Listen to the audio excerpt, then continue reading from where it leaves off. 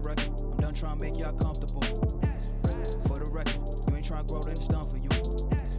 For the record, lab on me going all the way. For the record, ain't trying to link, no time to waste. For the record, for the record, for the record, for the record, for the record, for the record, for the record. Been a little too nice to y'all. Now I gotta up price for y'all. Snake eyes on dice for y'all. Shoulders on ice for y'all. Frozen. A6 all the hate. I won't get involved today. Got lost in the ballin' age. I'm flipping the bars. I'm flipping the. On record, off record. I still count wins when they doubt it. On record, off record. I let them take advantage. I was wildin'. On record, off record deals. Tell them talk to Colin for the quote. On record, off record. I still want the act, not the ghost. Running through it with the young influence. Adolescent presence. Also coming to it. I've been giving yeses when I shouldn't do it. I complete ejected with the moves elusive. And I'm barely moving, but I'm still gon' boost them. I can't work on winners when I know you're losing. So I work the winners and they play reducers. Guess I have to pivot, shooting no bazookas for the facts. I need racks, paper, cash, fuck a tax. That's a joke, tell them laugh. Uncle Sam, fuck out the bag. Brody plot, but get a whack. Contract, give me the max. I got lab on my back. You ain't that, then it's rap.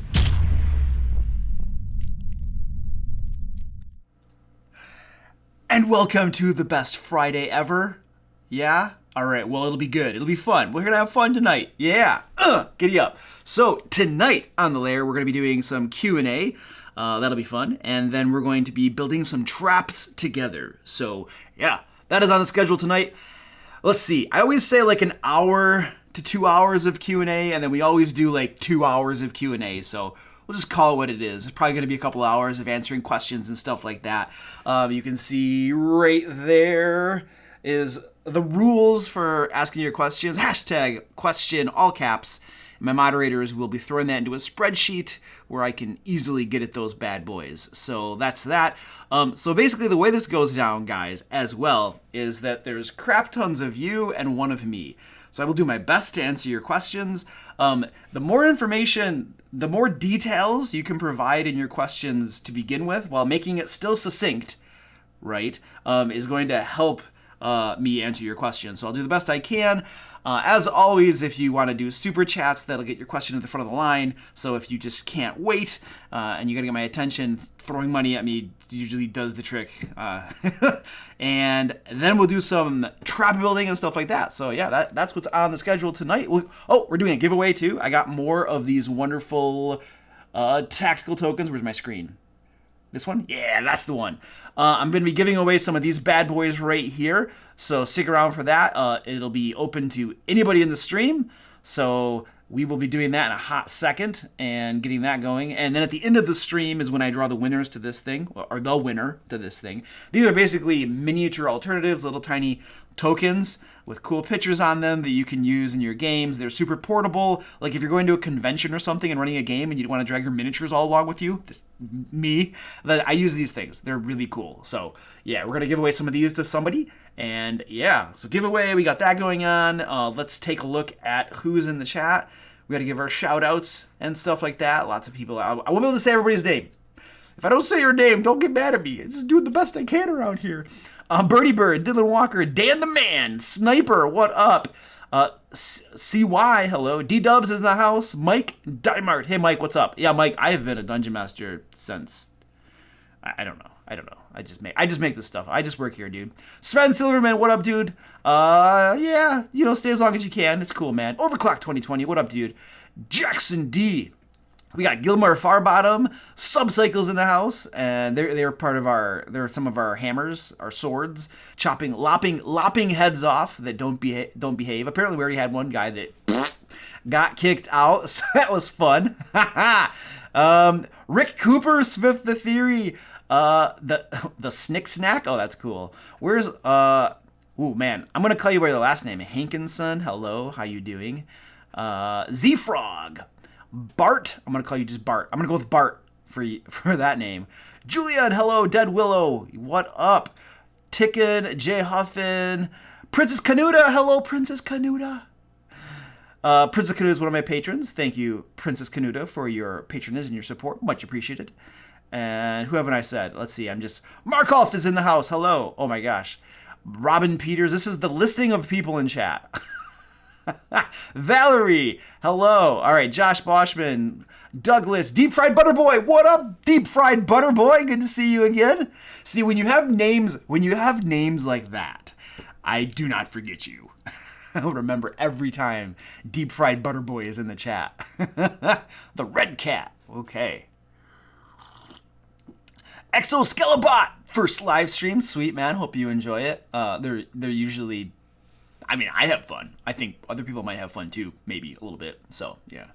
It's good stuff. Yeah, we're calling attendance. That's exactly. Well, I like to. So this is the thing. The thing I love about live streams, you guys, is that I can just talk. So it's like, I know it's kind of like I can talk to you and you can type at me, right? But it's like the closest thing to like interaction with you all that I can get, besides like, you know, showing up at a convention and then like, you know, just piling into a room or something. So I like to talk to you guys and call your names off and stuff, especially when you got crazy names like Deep Fried Butter Boy. That's really cool. All right, before we jump into questions, I do want to give a shout out to my awesome patrons and members. I have a screen for this. Where's my screen? This is my screen for that. These guys keep the show running around here, support the channel, and all that good stuff. So I do want to thank all of them in particular. So these are patrons over on Patreon, and members. There's a join button down below where you can become a member. I guess a lot of people aren't familiar with that feature, but it's a way to support the channel and get access to additional benefits and perks and stuff like that.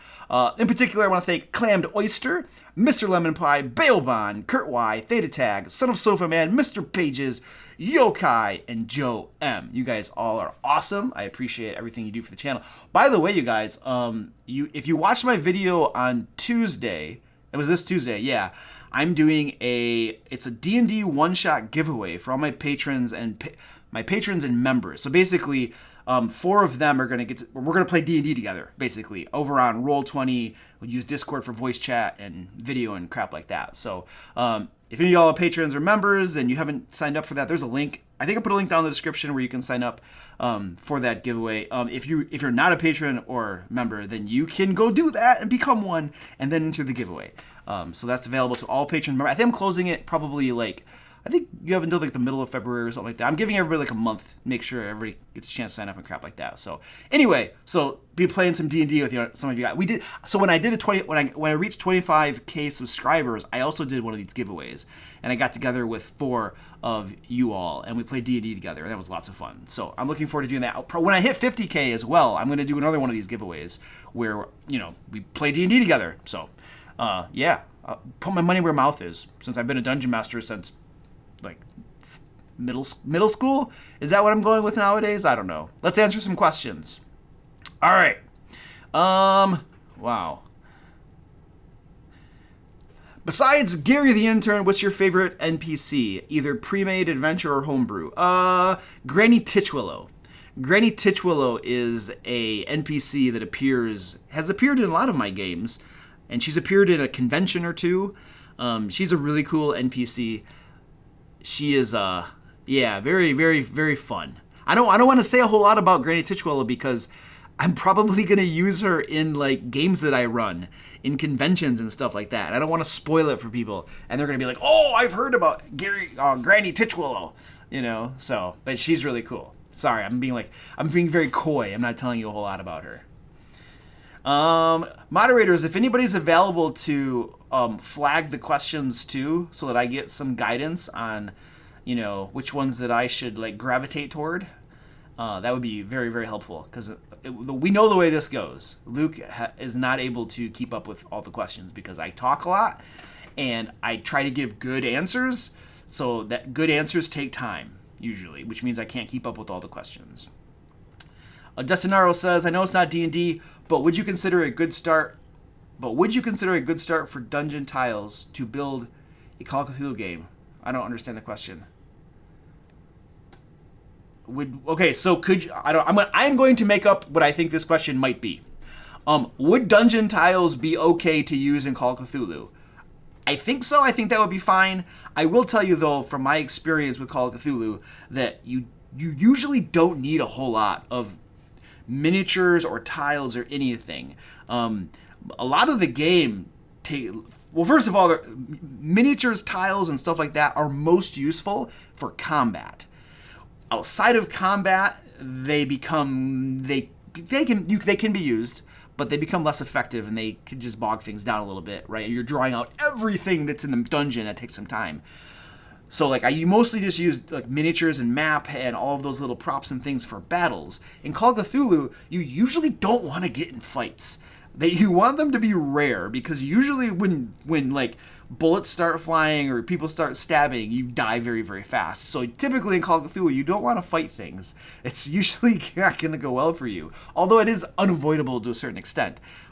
So every time I played Call of Cthulhu, we've never used miniatures or anything like that. Maybe we'll draw a little map on a hand or on like a piece of paper just so we can kind of visualize things a little bit better. But we've never used it, and I've never had a problem with it. I always thought it worked really well, just theater of the mind style. But I suppose you certainly could try it and do it. I'm sure. I don't know why it would be bad. All I'm saying is Call of Cthulhu lends itself very well to not using miniatures and a grid, in my opinion, from what I've seen of it. But my exposure is limited, so take that for what you will.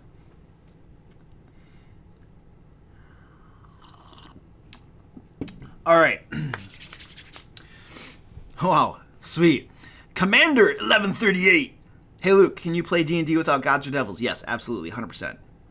I know this limits classes, especially paladins and clerics, but moderators, I need you to put like wrap on the text fields, because they're not wrapping and they're getting cut off, so I can't read the entire question. Like, it's doing that for all of them. So I don't know what the fix is for that. I didn't create the spreadsheet. Some genius created that spreadsheet. I'm sure he could probably fix that. But I can't read the entire question. And even when I highlight the field, like, I can't see the... Oh, there it is. I can see it. Okay. So, that'll do it. If there's a text wrap feature, that could help too. My thoughts on it. So basically, yes, you can do it without gods or devils. It doesn't need to limit classes. As the dungeon master, you could envision a place that like the paladins or clerics' powers come from. You could say, it's some higher power, or you make some alternate thing. They tap into the power of like the universe. You could make something up like the Force from Star Wars. There's just this something that's out there that is not a deity or something, but they can get power from it. You can either make something up yourself to explain where it comes from, or you could tell your players, hey, in this world, there are no gods or anything like that. So if you want to be a divine class, then you should tell me where your powers come from. Sometimes I like to put off that burden and that burden of creativity onto the players, get their ideas, and let them become part of creating the game world. If you want to go that route. Not everything needs to be done by the dungeon master. So that's an option too. Make your players figure that stuff out. Don't put don't block them.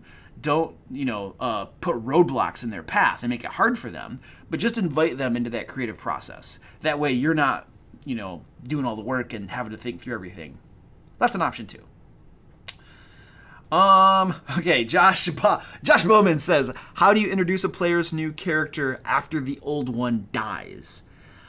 You know what? This is interesting, because I think I've read lots of like posts and stuff in different places where like introducing the new character is like this big thing and you want to make it all special and stuff like that. And I think that's cool, but I don't think that you have to have it be a big thing.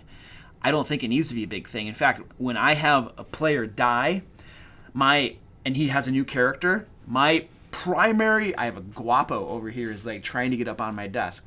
So he's eventually going to figure it out, and then you're going to have a cat right here in front of the camera. It'll be really cool, trust me. By the way, while he's working on that, I set a trap. Because we're doing traps tonight, I did this last week too, but I set another trap. That box right there is a trap. I'm going to see, that's Squeaky right there. I'm going to see if I can get a cat to put his big butt in that box. I tried this last week and nobody went for it. But I figure I'm going to try it again, and we're going to see if we can get a cat trying to fit in there. Because that box is way too small for any of my cats to fit in. But cats love to go in boxes, so we're going to see if that works. And here I have Guapo. He is coming up. He's just checking things out. He's like, you were ignoring me, and now I'm coming up here on the desk, and you're going to pet me. And I'm going to just stick my butt right up into the center of frame for everybody to see, because I am a cat and I don't know what a live stream is. This is guapo. We call him guapo porque es muy guapo. Es muy guapo. Yeah. So anyway, there we go. It's the big bad. He is gonna. This is like the secret weapon right here. He is aiming at my coffee cup currently, which is not good. All right, so he's gonna roll around up here, and I'm gonna rub his belly, and we're just gonna keep answering questions. So entering new. So my primary goal when a character dies and the player rolls up a new character is to get that character into the game as fast as possible. You have a player who just suffered a character death, okay? He's probably not super gung-ho about that, and they might not like it. They might, who knows, who cares? But if you have them sit there, for half an hour to an hour to 2 hours to get introduced into the game in a really cool, dramatic way that fits in with the story and all this kind of stuff, well, you know what else is happening? You also have a player who is bored out of his friggin' mind because he's not playing the game and he's waiting to get introduced into the game. So I call hogwash on that whole thing of needing to find the right moment to introduce him to the group. You know, it's like, just get him into the game, man. Like, this is part of where you have to balance, like, the story that's going on in the game and the gameplay elements. And it's not fun to not be playing the game when you're sitting your butt at that table. So I want to get the player into the game as quickly as possible. That is of paramount importance to me. I will find any convenient way to do that. Oh, well, there goes the tail right in the camera. Oh, that is so cool. And he's jumping down now. I will find the most convenient, quick way. I got hair all over my desk now. Probably some on me.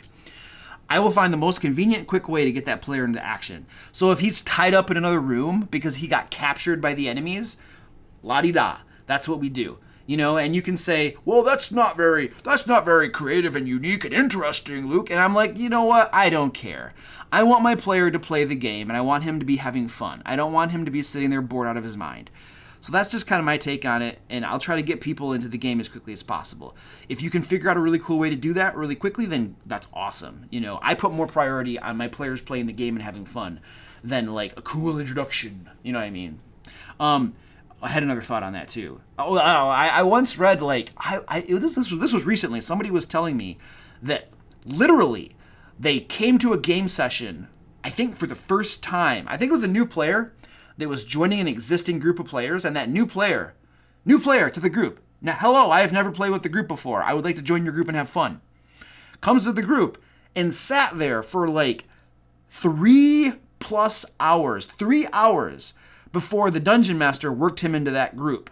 He's sitting there doing nothing for 3 hours, just waiting to get introduced. I'm like, I'm sorry, that's crap. If I were that player, I probably would never go back. I'd just be like, this is stupid. That's how things work around here. I'm out. I don't know, man. Something with that just doesn't sit right with me. Okay, I have pontificated enough on that answer. So let's go on to the next one. How about that?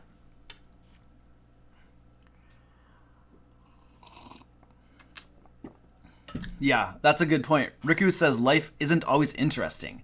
Mundane starts are as good as epic ones. You know, and this applies to the typical question of, like, how do I start my campaign? Do I start my campaign in a tavern? Oh, that's very dull. That's not very unique. Why would you start your campaign in a tavern? Everybody starts their campaign in a tavern. Taverns are good for lots of reasons. There's a reason that it's like a trope, a cliche, or whatever you want to call it, because it works. There's lots of good elements in a tavern that make it a very good starting point.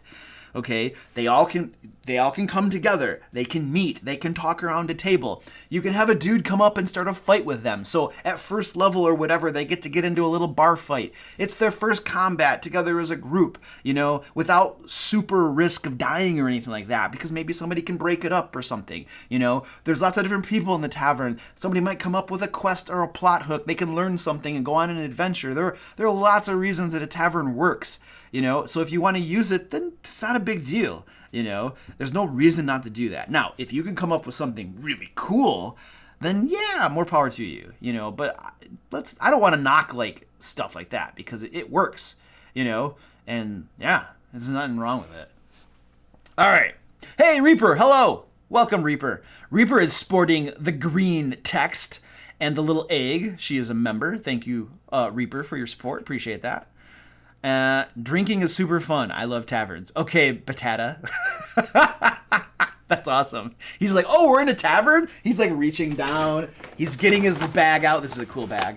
This is what I have kicking around my basement. Pink polka dot bags. Yeah. He's like reaching down, grabbing his bag, getting beer out, and he's like drinking and stuff. That's awesome. Reaper, you said he is a member. All right, so I guess I assumed your gender. Like, you're gonna have to correct me.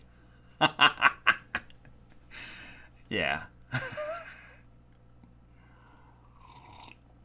All right, let's go to some. He's just laughing at me. You're just laughing at me now. That's awesome.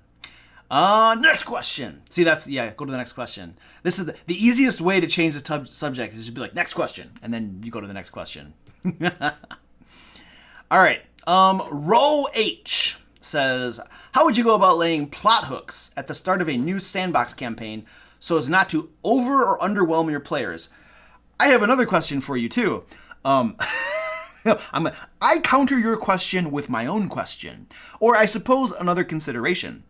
How do you lay out plot hooks at the beginning of a campaign without over or underwhelming your dungeon master? Because you got to remember, dude, like if you're running, so like in my mind, the way a sandbox campaign actually is not the dungeon master showing up with nothing prepared and then improvising as the players decide to do something. That's not sandboxing. That's not preparing for a game, in my opinion. Sandboxing, the way I see it is, hello, I have prepared crap loads of different adventures that you can all go on, and you can pick the one that most interests you, okay? Can I prepare 5 different adventures for them to pick from? No, I can't do that. Not and run them well. Can I do 5? Probably not. I probably can't prepare them super well. Could I do 3? I could probably prepare 3 adventures, at least the beginnings of them, so they can get started on it, and then I'll prep the rest of it, and stuff for the next game session, because it'll probably take more than one game session. So the question is like, as a dungeon master too, you want to make sure that you're not screwing yourself over.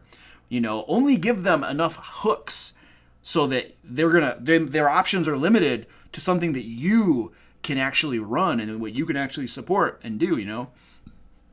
However, to answer your actual question, I'm going to answer the question that I'm asking. To answer your question, too many hooks is overwhelming, agreed. And not having, if you only have one, there's nothing wrong with giving them one adventure. Let's put that on the table. But you're talking about a sandbox specifically, and having one adventure to do is not, by a strict definition, I think, a sandbox. I think 3 is not a bad idea. 3 gives them some options, so they can choose which one interests them the most, and it's not so many that it potentially overburdens the dungeon master. Assuming it depends on your game style prep. I can prep a game by just having a map, writing down the purpose of the room, any encounters or creatures that are in the room, and the general overall plot structure, or the hook or the scenario. I should call it a scenario, because you never know what the plot's going to be, because the players and their actions determine the plot and determine the story. I can determine the scenario, but then the players interacting with that scenario are going to change everything. So a map, what's in every room, the purpose of every room, and then the loot. I want to kind of know what the loot is. And at that point, I can pretty much run an adventure. I don't need all the rest of the details and stuff. I can improvise all that kind of stuff, And so you could probably prepare about 3 adventures like that. You just have a map with all the information on the map is the way to go. So you have one piece of paper with all the information you need to actually run the adventure, and then you can handle 3 of those. That's not a problem. So anyway, that's just some thoughts on that. All right.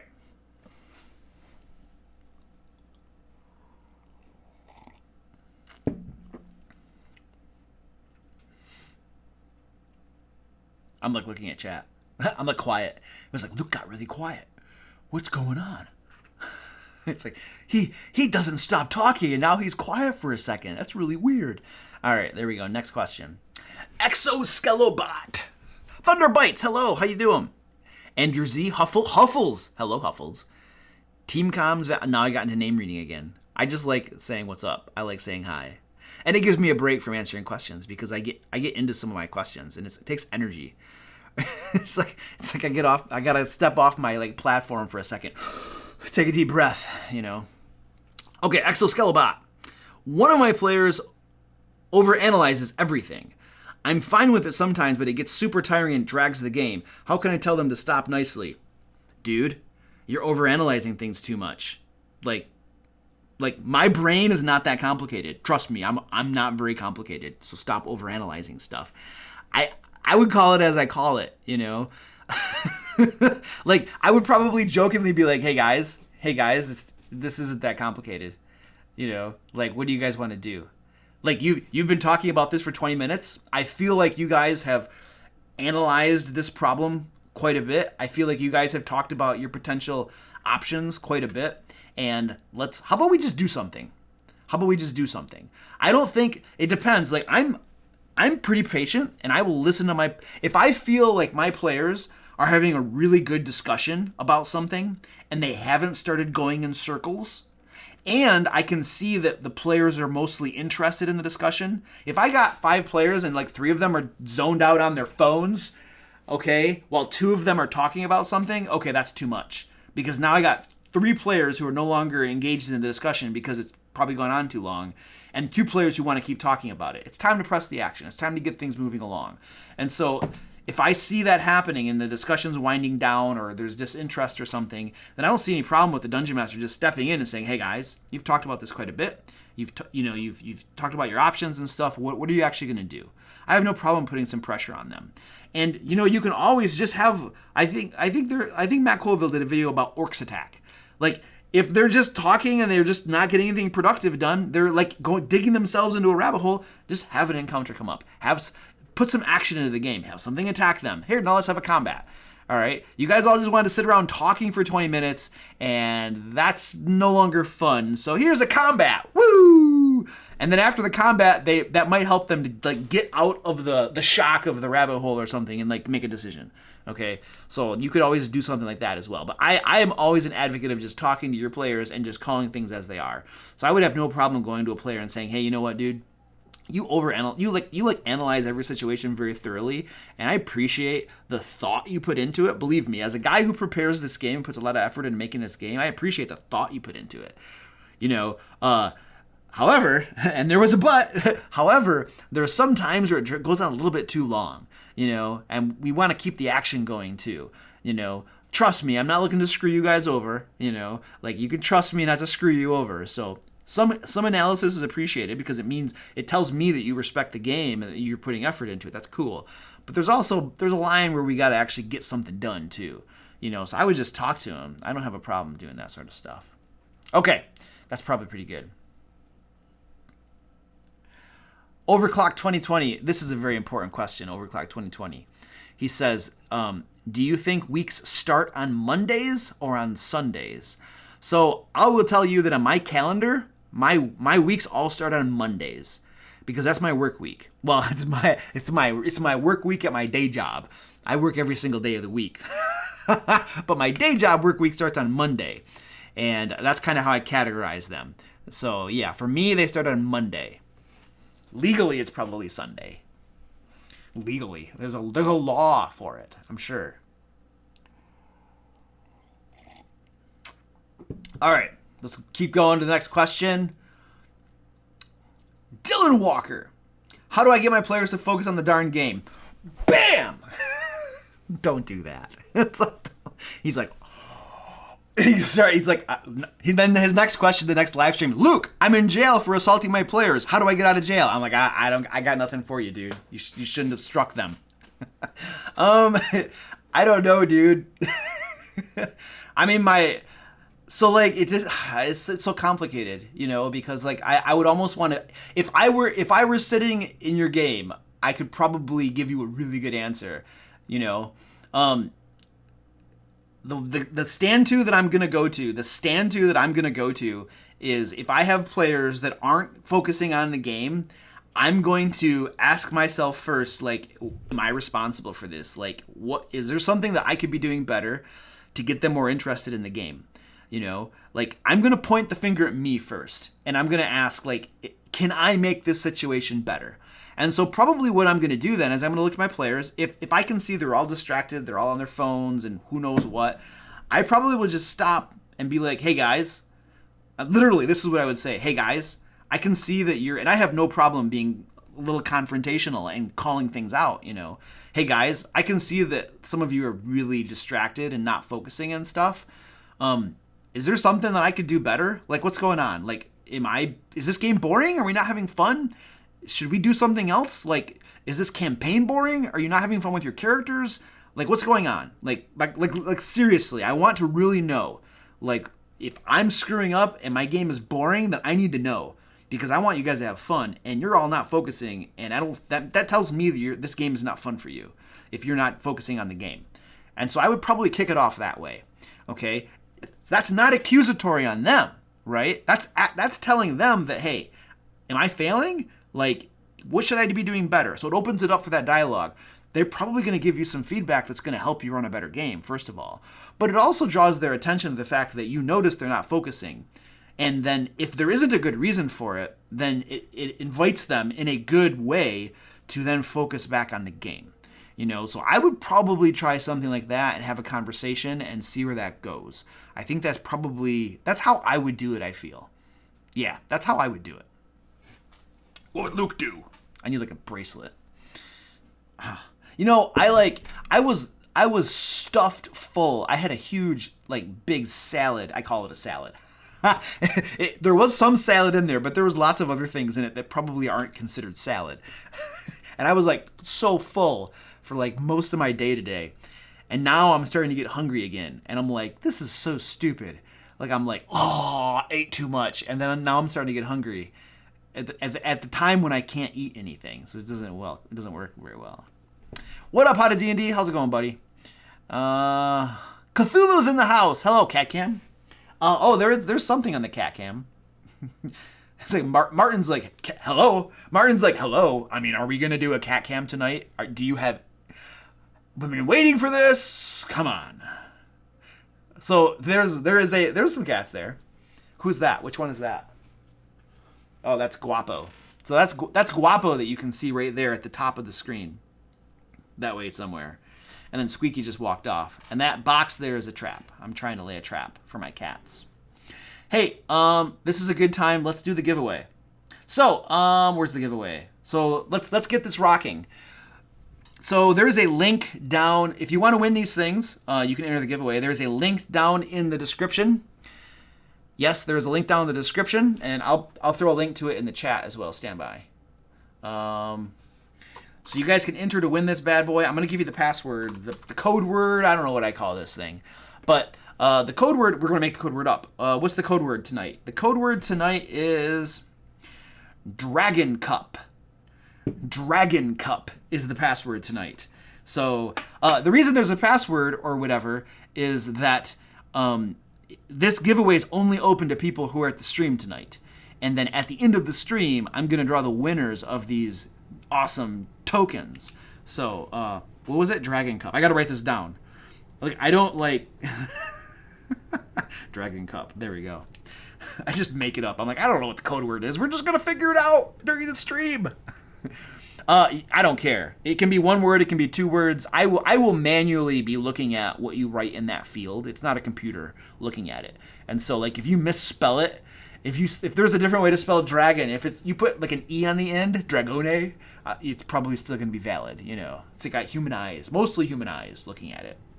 So. Willy Wonka, where? Is there Willy Wonka in one of these tokens? There might be. That kind of looks like Willy Wonka. The one above the DM Lair token? The Aarakocra with the beak or something? Yeah, Dragon Cup. I mean, Cthulhu, you can do it that way if you want. That's cool. Yeah. Who here speaks fluently Spanish? I speak Spanish. What is that? One of my cats is growling over there. I should actually... the cat cam hasn't changed. It's the same thing. There's nothing going on over there. You hear that growling? One day I'll just do an entire stream in Spanish. That'll be fun. All right, so enter the giveaway. Yeah, you guys got that kick in. Let's do some questions over here. Hey, Costa Rica, ¿qué onda, hombre? Julián, ¿qué pasa? ¿Qué onda? Costa Rica. Yo estaba en Honduras durante 4 años. Se está matando. Era maestro. Maestro de inglés. Prendate vos. All right, let's rock and roll. Where we at? Here's one. Do you guys hear the cats growling? Can you hear that? ¿Dónde está la biblioteca? Yeah. I wish I had a cat cam over there. I need to have cat cams like all over my basement so we can just like, go to the camera that's over the cats that are killing each other, because I can hear them killing each other right over there. All right, where is this? How do you feel about card-based loot systems? Paizo's Pathfinder 1.0 item cards. I've never used them. I've never seen them, but I'm envisioning what they are. I'm assuming it is a deck of cards that has loot in them. I'm imagining there are different categories of loot, and you're told to draw a card from a certain pile or something based upon a treasure hoard. So I'm just hypothetically supposing that's how it works. I don't know why that would be wrong.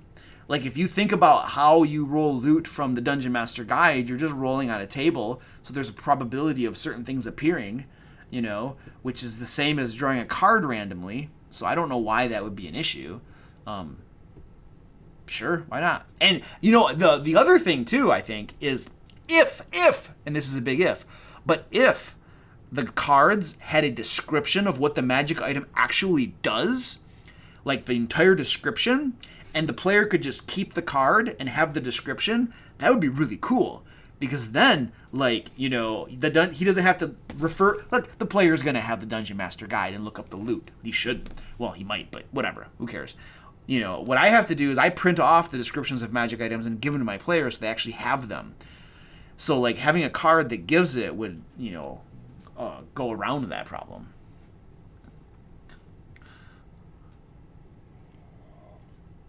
Yes, Sidburn, I answered your question. He's like, Andrew says, how much time do you spend a day thinking about D&D? That's so actual D&D, not a whole lot. I think I spend a lot of time thinking about my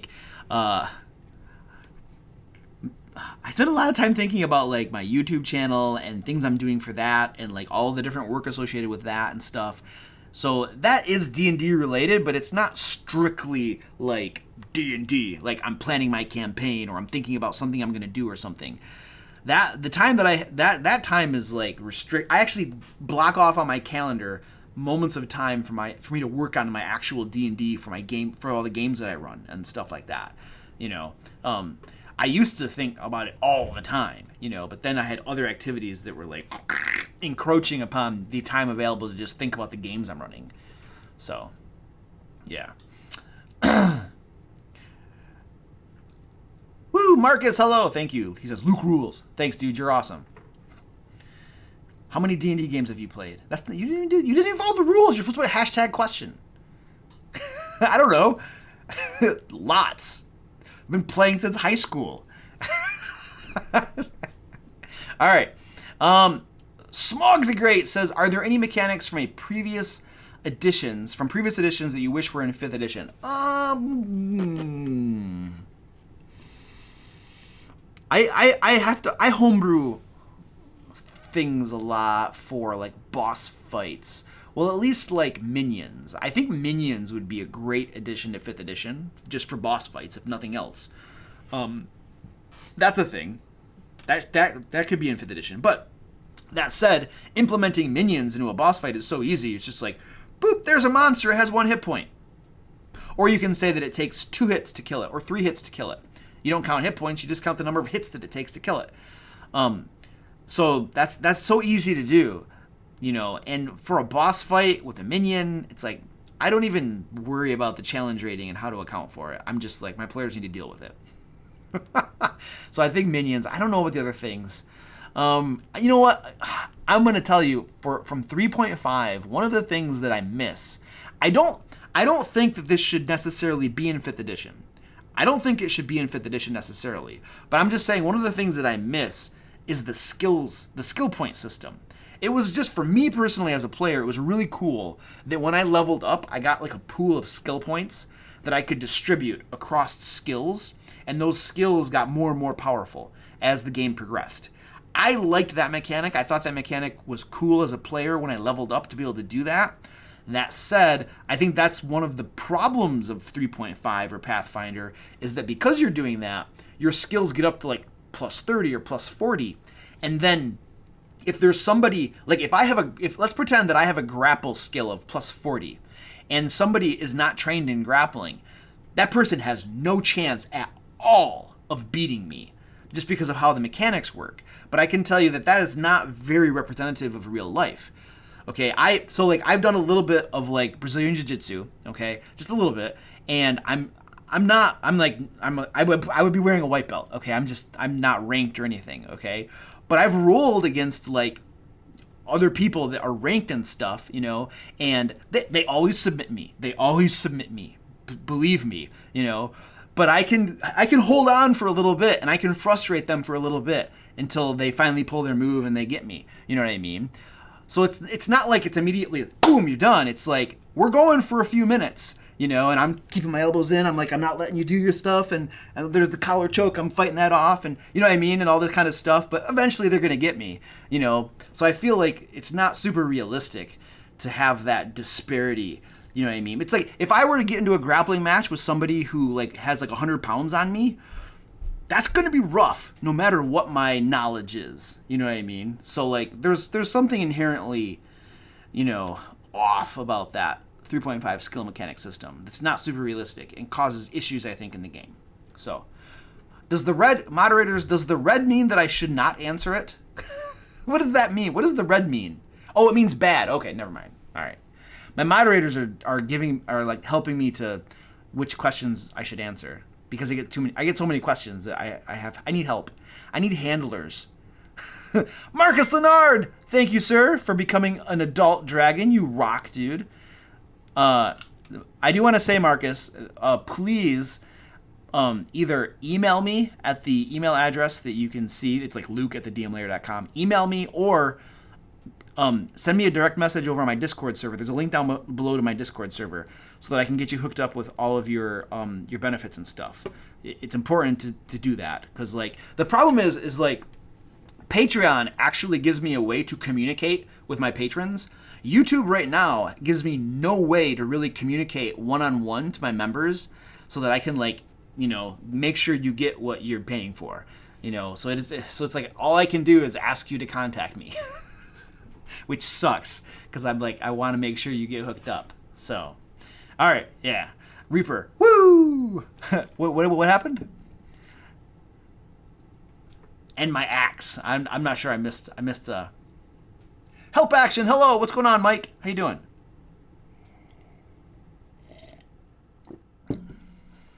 Toxic Okami. And my bow. You have my axe and my bow. I need a baleada. Hey, who is from Costa Rica? Alguien. Somebody. Who was it? Oh, Julian. Dude, so I don't know. In Costa Rica, in Honduras, we have these things. We call them baleadas. Básicamente es una tortilla y adentro hay frijoles y queso y huevos y aguacates. Y son riquísimos. Es como la comida típica de Honduras. Y me encantan. Pero yo pongo, es que, mira, mi esposa me los hace, ¿va? Y a mí me encanta poner salsa de tomate, ¿verdad? Salsa roja o lo que sea, adentro. Y mi esposa siempre me regaña porque ella me dice que estoy arruinando las baleadas. But something reminded me of that, and so I wanted to tell that story. So that's, if you're ever in Honduras, that's like there are places called Baleadas Express. Delicious. So you got to hook that stuff up, man. Oh, sorry, the subtitles aren't working. Okay, I had a question. Let's see. Charles, says, thank you for the super chat. Appreciate that. Says, recommendations for a trap or a puzzle for a mountain or cave. Oh, I don't know, dude. Like, I don't know. Okay, so got a cave. Let's go with like some sort of like cave in or something. Oh, now he is. Okay, I'll tell you what, Charles. This is what we're gonna do. This is what we're gonna do for you, Charles. The first trap that we design tonight, once we get into trap building, is gonna be for you. Okay, we're gonna hold on. I'm gonna make a note here. We're gonna design a trap just for you, buddy, because Charles is like, he became a member. Thanks, Charles. I appreciate that. I want to capture your question, and we are gonna make a trap. Possibly I'm not good at puzzle traps, so I can't promise that. But we're gonna make a trap for you tonight. And let's go over here. I'm gonna show my screen. So this is my thing here, and this is going to be a reminder here. And this will remind us to make a trap for you. All right. So our first trap will be dedicated to Charles. Thank you, sir. Appreciate the support. All right, rock and roll. So I didn't answer your question, but I'm giving you a custom-made trap just for you. So I hope that helps. Is that acceptable? I hope that's acceptable.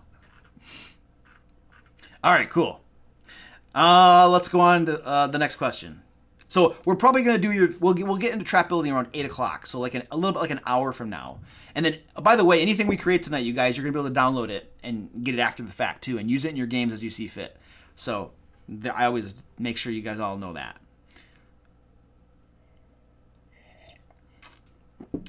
Marcus, hello, Marcus. What up, dude? We all dream of such privileges. What privileges?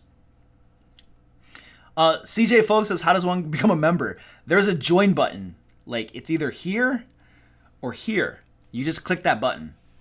Click that button, and it gives you details about the different levels you can support the channel at, and it tells you the benefits of doing so and crap like that. Crap like that. I'm a great promoter. I'm like, it's a crap. Sign up for crap. Free crap. It's not free crap. It's paid crap. All right, sweet. Let's keep going. I think we have more questions going on. What do you do if the DM only gives experience for killing stuff? I'm like in the shadow. I'm in the shadow. Okay, here we go. You kill more stuff. I mean, what are you going to do? The Dungeon Master is basically like implementing a system. If you only get XP for killing stuff, the system encourages you to kill stuff. It rewards you for killing stuff. You got to go out and kill stuff. Like, if that's the system, then you got to play by the system unless you don't want to level up. So yeah, that's what you do. Now, kind of baked into your question, I think, is this underlying thread that you probably don't like that, and you wish it were different, and you wish there were different ways of getting experience points. So then the answer to that is to talk to your Dungeon Master and say, hey, if we only get XP for killing stuff, that encourages us to just go kill stuff. Is there a possibility that you would be willing to consider? And phrasing and addressing your Dungeon Master with respect and stuff is important. Addressing anybody with respect is important, I should say. It's not just because he's the Dungeon Master. But, say, hey, is there an opportunity that we could get experience points for different things, that reward other styles of play as well? And just start up a conversation. And hopefully your Dungeon Master is open to... And this is another reason that I use Milestone XP. Because it encourages... It encourages... So there are two ways. So if you do XP and you're rewarding XP, you could reward XP for just killing stuff. But if you want to reward it for role playing, for social interactions, for exploration, for all this other stuff, then you got more things to keep track of, right? Milestone, basically, you say if you achieve this objective, then you all gain a level. Right? And then the focus is on achieving the objective. And it could be through combat. It could be through diplomacy. It could be through this, that, or the other. And it opens up the possibilities to the players, in my opinion, to achieve their objectives via the means that they see as however they want to, without like pigeonholing them into only killing stuff, So the long and short of it, in my opinion, is Milestone is a good answer. I use Milestone for all my groups now. I don't think that's That isn't necessarily the only way nor the best way. Lots of Dungeon Masters still like normal XP system, and I'm totally fine with that.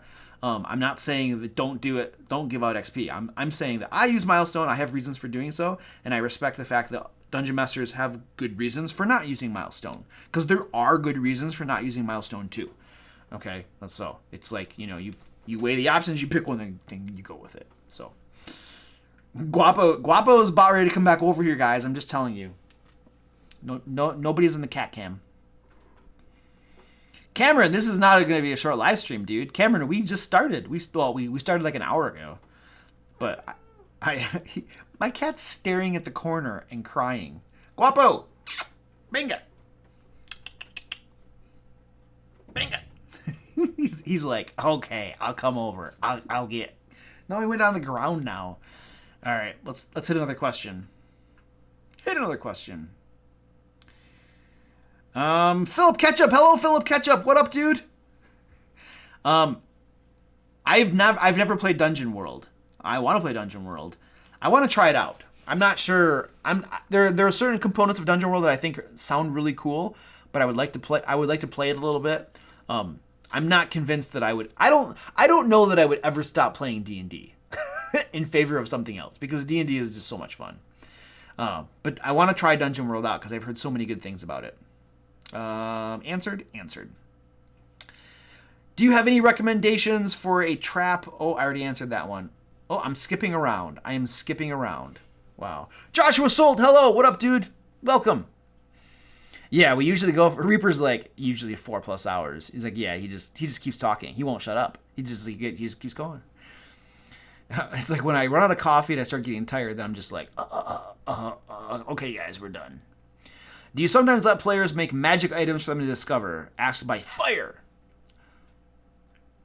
The answer to your question is I have never done that. That said, that's a cool idea. I don't think I would be opposed to that idea. I think the trick to that though is to realize it's like taking your child to the store and telling your let's pretend you have a 10-year-old child and you're like, okay, Jimmy, you can eat whatever you want. What do you think Jimmy's going to pick out? The ice cream, the cake, the candy bars, the donuts. He's going to go crazy. He's just going to be like, this is what I'm eating. So the danger of having your players create the magic items is they're probably going to come in hot and have magic items that are really powerful. So as the dungeon master, you need to recognize that and be like, I would preface it like, okay, guys, this is what we're going to do. I'm going to let you guys all create your own magic item. All right. However, I'm going to review it and we're going to make sure things meet a certain power level. And I would give them examples of the power level that you're looking for. Other magic items, if it's a rare magic item, give them examples and say, whatever you create, I'm going to be kind of like balancing it against these other magic items. So if you come in way hot and way powerful, then we're going to scale it back, But I think that's the only word of caution I would give you. And I would make sure your players understand that you plan on working with them and coming in with something that's reasonable and not crazy powerful. Okay? Because if you give them something super crazy powerful, like I get so many questions, you guys. Luke, I gave my players too many magic items and now it's crazy and I don't know what to do. Or like they got this crazy powerful. I gave them the Hand of Vecna and I didn't realize the problems it would cause in the game. What do I do? So like if you want to avoid having to come back later and ask those questions, you can head that off by not making them crazy powerful to begin with. Oh, somebody just became a member. Lauciano, thank you for becoming a member. Appreciate that. Wormling Dragon. Appreciate the support, buddy. Welcome to the club, says Reaper. Oh, remember moderators, please. If any of the members ask questions, I want to see those. My members are my peeps, so they get some prioritization. Oh my gosh. I'm like way behind in questions. Holy crap. Dang. Remember, you guys that just became members tonight, There's a D&D giveaway. I'm doing a one shot for all of my patrons and members. So there's a link down in the description. You guys that just became members, make sure you go and sign up for that giveaway. You get to play D&D with me if you win. It'll be fun, probably. So make sure you do that if you want to play D&D. I'm guessing that my members like to play D&D. That's probably why you're here.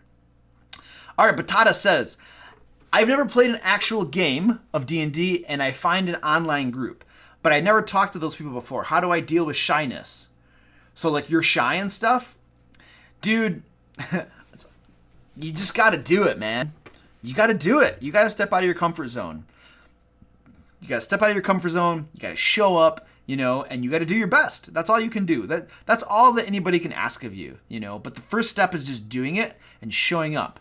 And then just trying to talk and just trying to participate, And I think too, the more you hang out with them and the more you get to know them and stuff, and the more you see that these are just normal people, then you're going to kind of overcome that a little bit, and you're going to feel a little bit more able to talk and stuff, So, Luciano, he asked a question. Moderators, is that in the spreadsheet? I want to make sure I grab that from him. Moderators, could you please make sure you find his question for me and let me see that? I want to make sure I hook him up. All right. Cthulhu says, how do you make a map exciting? Any building is guaranteed to have a certain number of rooms with nothing in them, and my players feel irritated that this room was pointless. Okay, so check this out, dude. You're totally right. You're absolutely right. Like, buildings are going to have rooms with nothing in them. So here's the thing. So if let's pretend you have a building with 5 rooms in it. There are only 2 encounters, like monsters or enemies or something, okay? What you got to do in those other rooms is you got to put something interesting in those rooms. Otherwise, what's the point? It's pointless. It's a legitimate gripe. So, but it doesn't have to be encounters. Lots of players like exploration. So put something in there. It's like an office. There's a desk and there's papers on it, and there's a chest over there, and there's a secret room. There's a secret door that if they look around, they're going to find it. So don't let it be pointless, and let them find something of value in that desk. Not necessarily gold or magic items. It can be information that tells them about this guy they're going to run into and who he is, and maybe gives them a tip. If they find it and read it, they're going to find a way to help them against a future encounter. So don't make it pointless. Put something in there for them to find. Okay, maybe another room has, I don't know. The point is that if you can tell in your players, it sounds like they're telling you that rooms are pointless, do your best to make sure they're not pointless. Put something in there that's worth their going in there. And if your players, like, it's a game too. So if your players don't want pointless rooms and you've got too many rooms and you can't think of enough things to make them have a point, just get rid of them. There is a balance between realism and the game and having fun.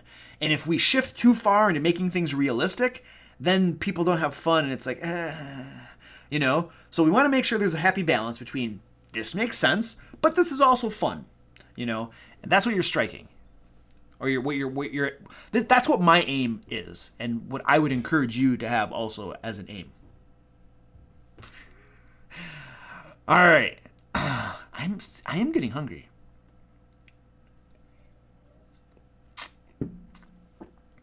Yeah, please don't spam questions.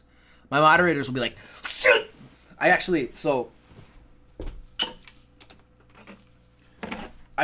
My moderators are all well equipped to deal with spammers, and the biggest problem is cleaning the blood off afterwards.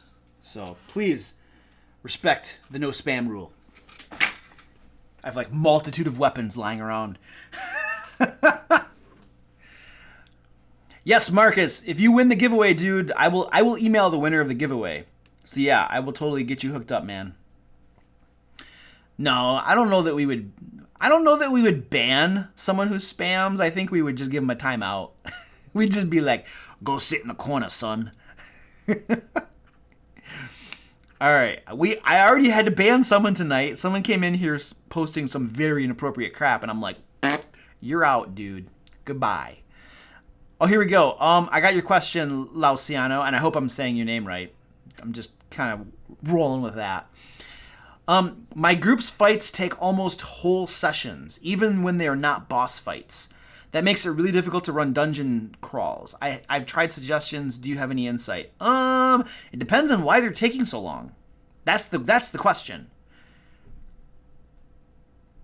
If they're taking so long because they're discussing too much before every single turn and they're trying to analyze the best possible thing that they can do on each of their turns, then yes, that's going to take forever. In my experience, players having this like group discussion before every single player's turn is the number one thing that bogs down combats and makes them take too long. So I put limits on that crap. Like, I've used a 1 minute timer before for players where it's like, if you don't give me what you're doing in 1 minute, we're going to the next person. And then I've even gotten, like, you can get more extreme. I know people that will just like silently count to 5 on their fingers. And if the player hasn't decided what he's going to do, you skip them and go to the next player. You know, this is combat. Combat's supposed to be fast-paced and exciting. And so I think we need to keep things moving along. So cutting down on the discussion is huge. Reaper is saying that my initiative system will help. Cool. Yeah, I made a video about my initiative system. You can try it out. It might help. I don't know that my initiative system makes combat a whole lot faster. The selling point, in my opinion, of my initiative system is that it gives more freedom to the players. You know, that is the biggest selling point, in my opinion. It might make things faster. It depends on your group, obviously. I would try that, Lauciano. Hopefully that would help. Yeah, I would go with that as like the biggest thing to make things go faster, putting pressure on things. And then as the dungeon master, making quick decisions too. Don't take too long on your turn. If you can get them making decisions quickly and resolving things, and then you resolve your things as quickly as possible, that's going to speed things up remarkably. I do have, so Lauciano, I also have a video on my channel. It's probably about 2 years old, so you're going to have to dig through it. Thank you, Crazy for Hire, for subscribing. Appreciate that, buddy. You might have to dig through the channel, Lauciano, but I do have an older video about ways to speed up combat. So you can go look for that and probably find something. Yeah, no problem, dude. Happy to help. All right.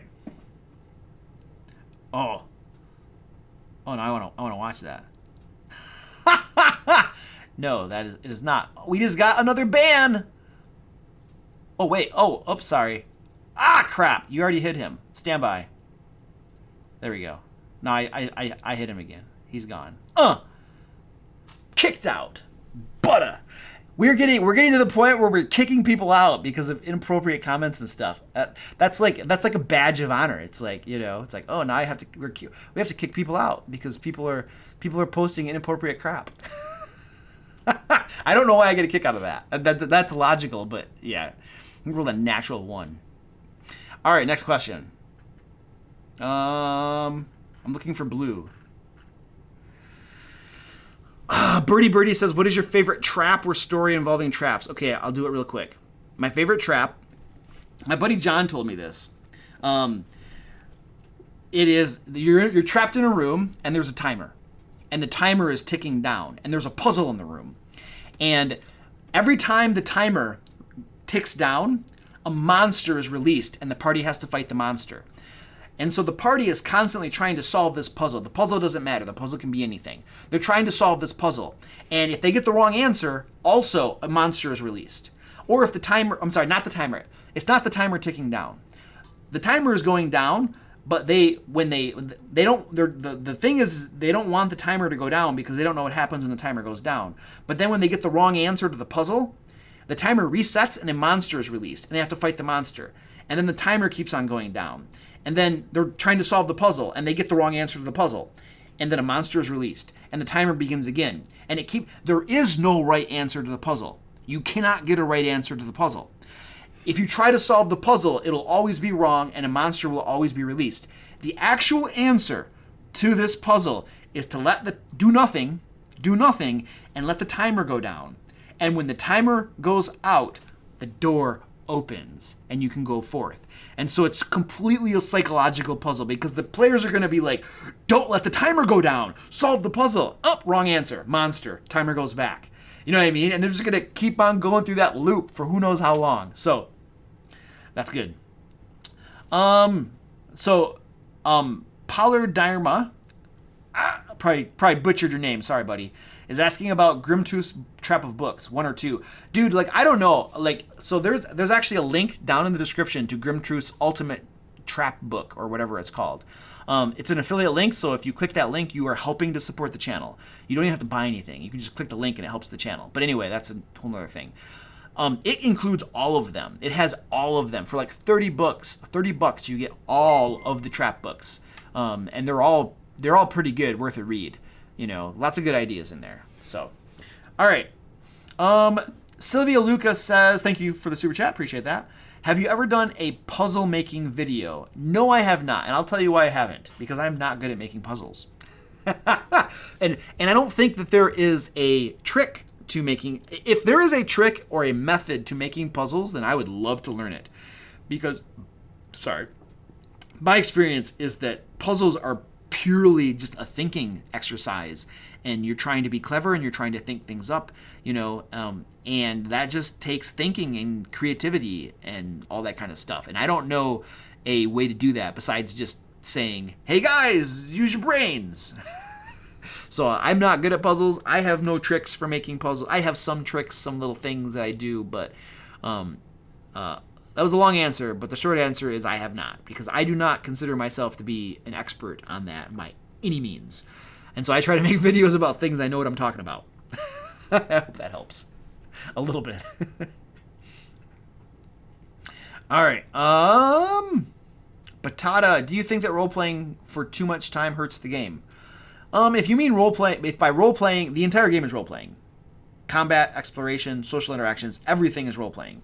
Most of the time, though, I think when people say role-playing, they mean, like, talking in character or, like, just talking or whatever, the talky bits. I call those social interactions. No, it doesn't hurt the game. I don't think so.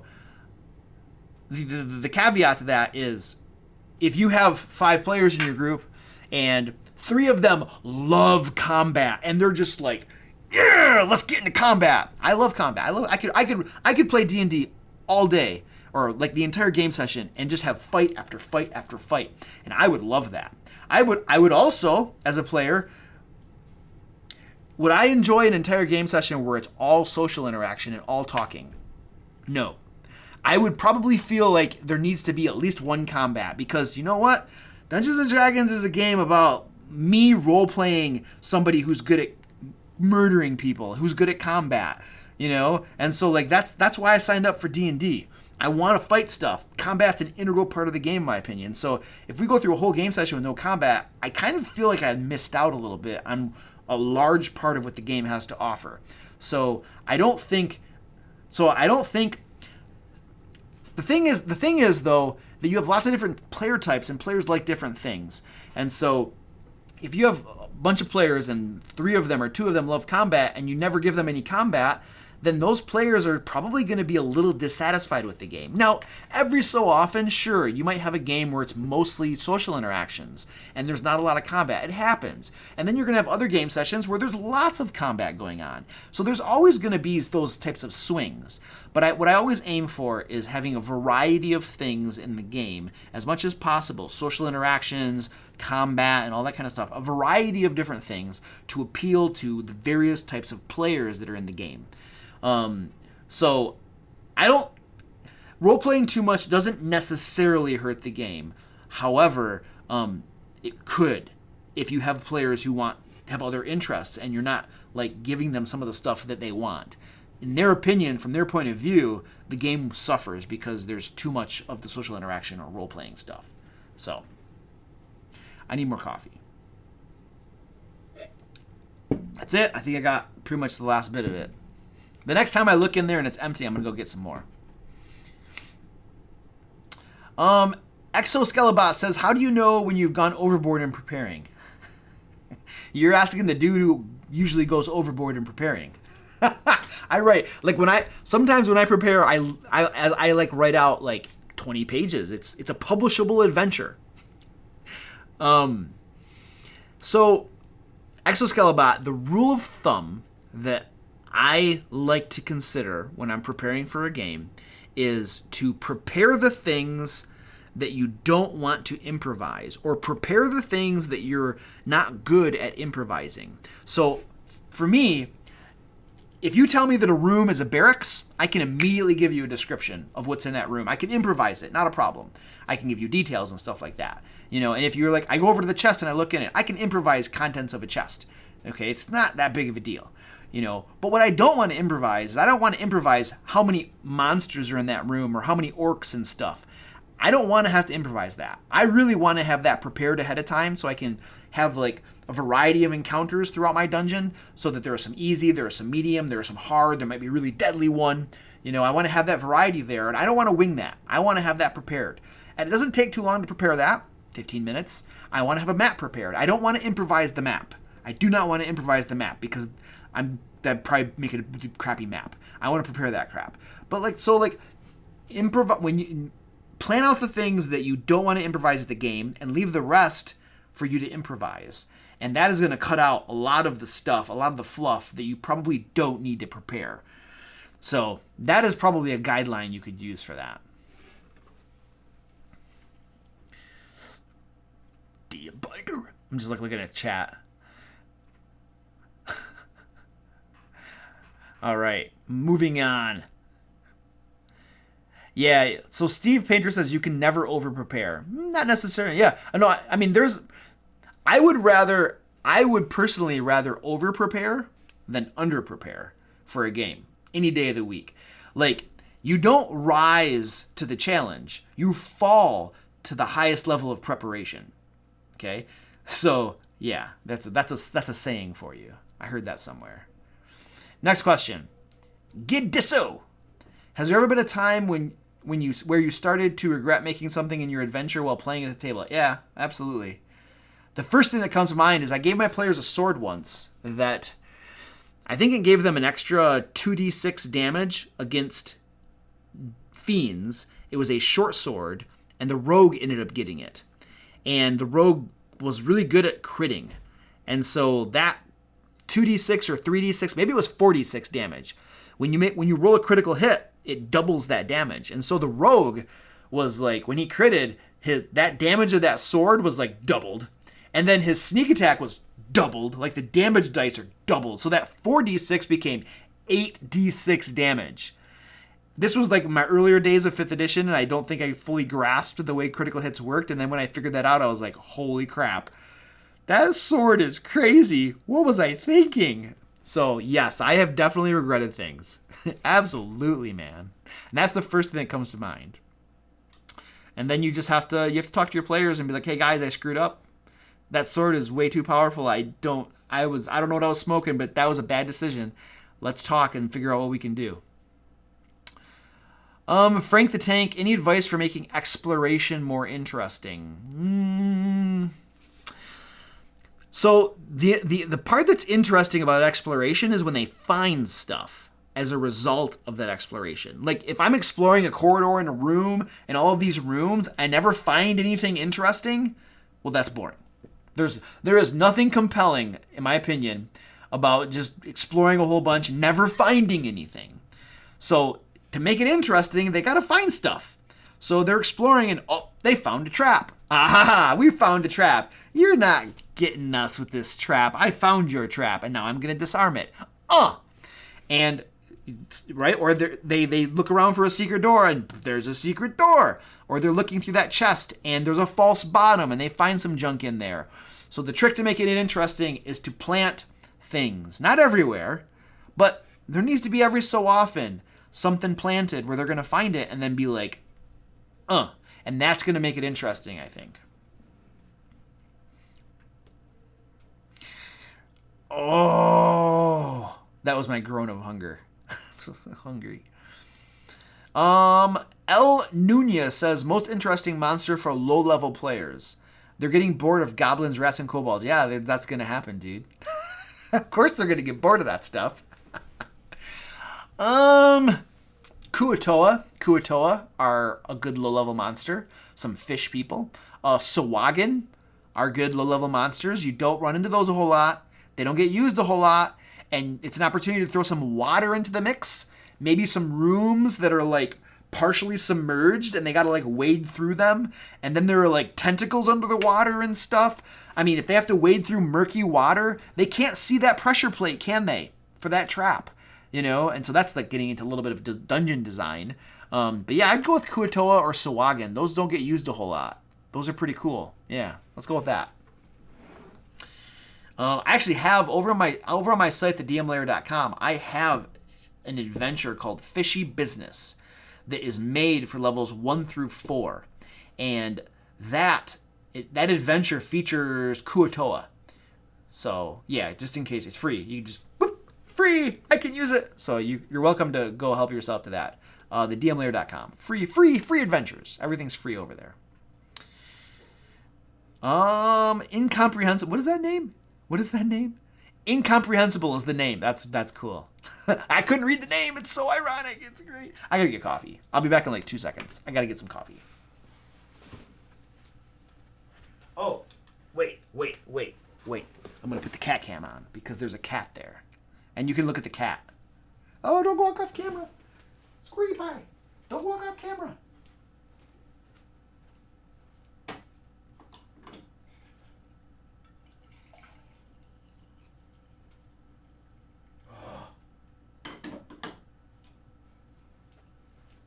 She like walks off camera. Squirty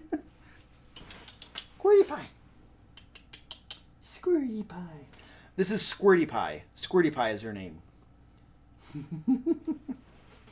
She's a little crybaby. Whenever you hear a cat like crying and whining, like they're being murdered, it's almost always Squirty Pie, because she's a baby. Yeah, I need to put something in that box so the cats will actually be lured into it. Otherwise, they're never going to go into it.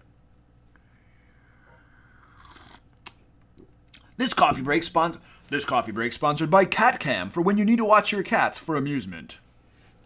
Thank you, CatCam. All right, nothing's on the CatCam. That got boring. Incomprehensible says, how long are your D&D sessions usually? My group likes to play 6 to 8 hours on the weekends. When I first started Dungeon Mastering 5th edition, we played from 4 in the afternoon to midnight.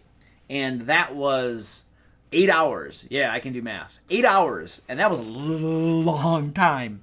Around the 10 p.m. mark, I was like, gunk. I was totally crashing. And so then I was like, hey guys, we've been playing for like a year. I had 2 groups going every other weekend. And I'm like, we've all been playing for like a year for 8 hours every other Saturday, which means that for me, that's 8 hours every weekend from 4 to midnight playing D&D. And I love you guys and I love playing D&D, but I can't sustain that. And then we cut that back and we usually try to end around 9 p.m. So we go from 4 p.m. to 9 p.m., which is that 6 hours? Hold on, I gotta count. 5, 6, 7, 8, 5 hours. So that's like 5 hours. We usually go a little over, about 5 hours. I don't think there's a wrong answer though, incomprehensible. If you guys love playing the game and you go 6 to 8 hours, rock on. There's no reason not to. But I was like, I gotta cut back on this. It's like it's like an addiction. I gotta cut back on it a little bit. Okay, Grodlet. This is a good question. What's the worst player you had to deal with? Interesting. I've had a couple of problem players.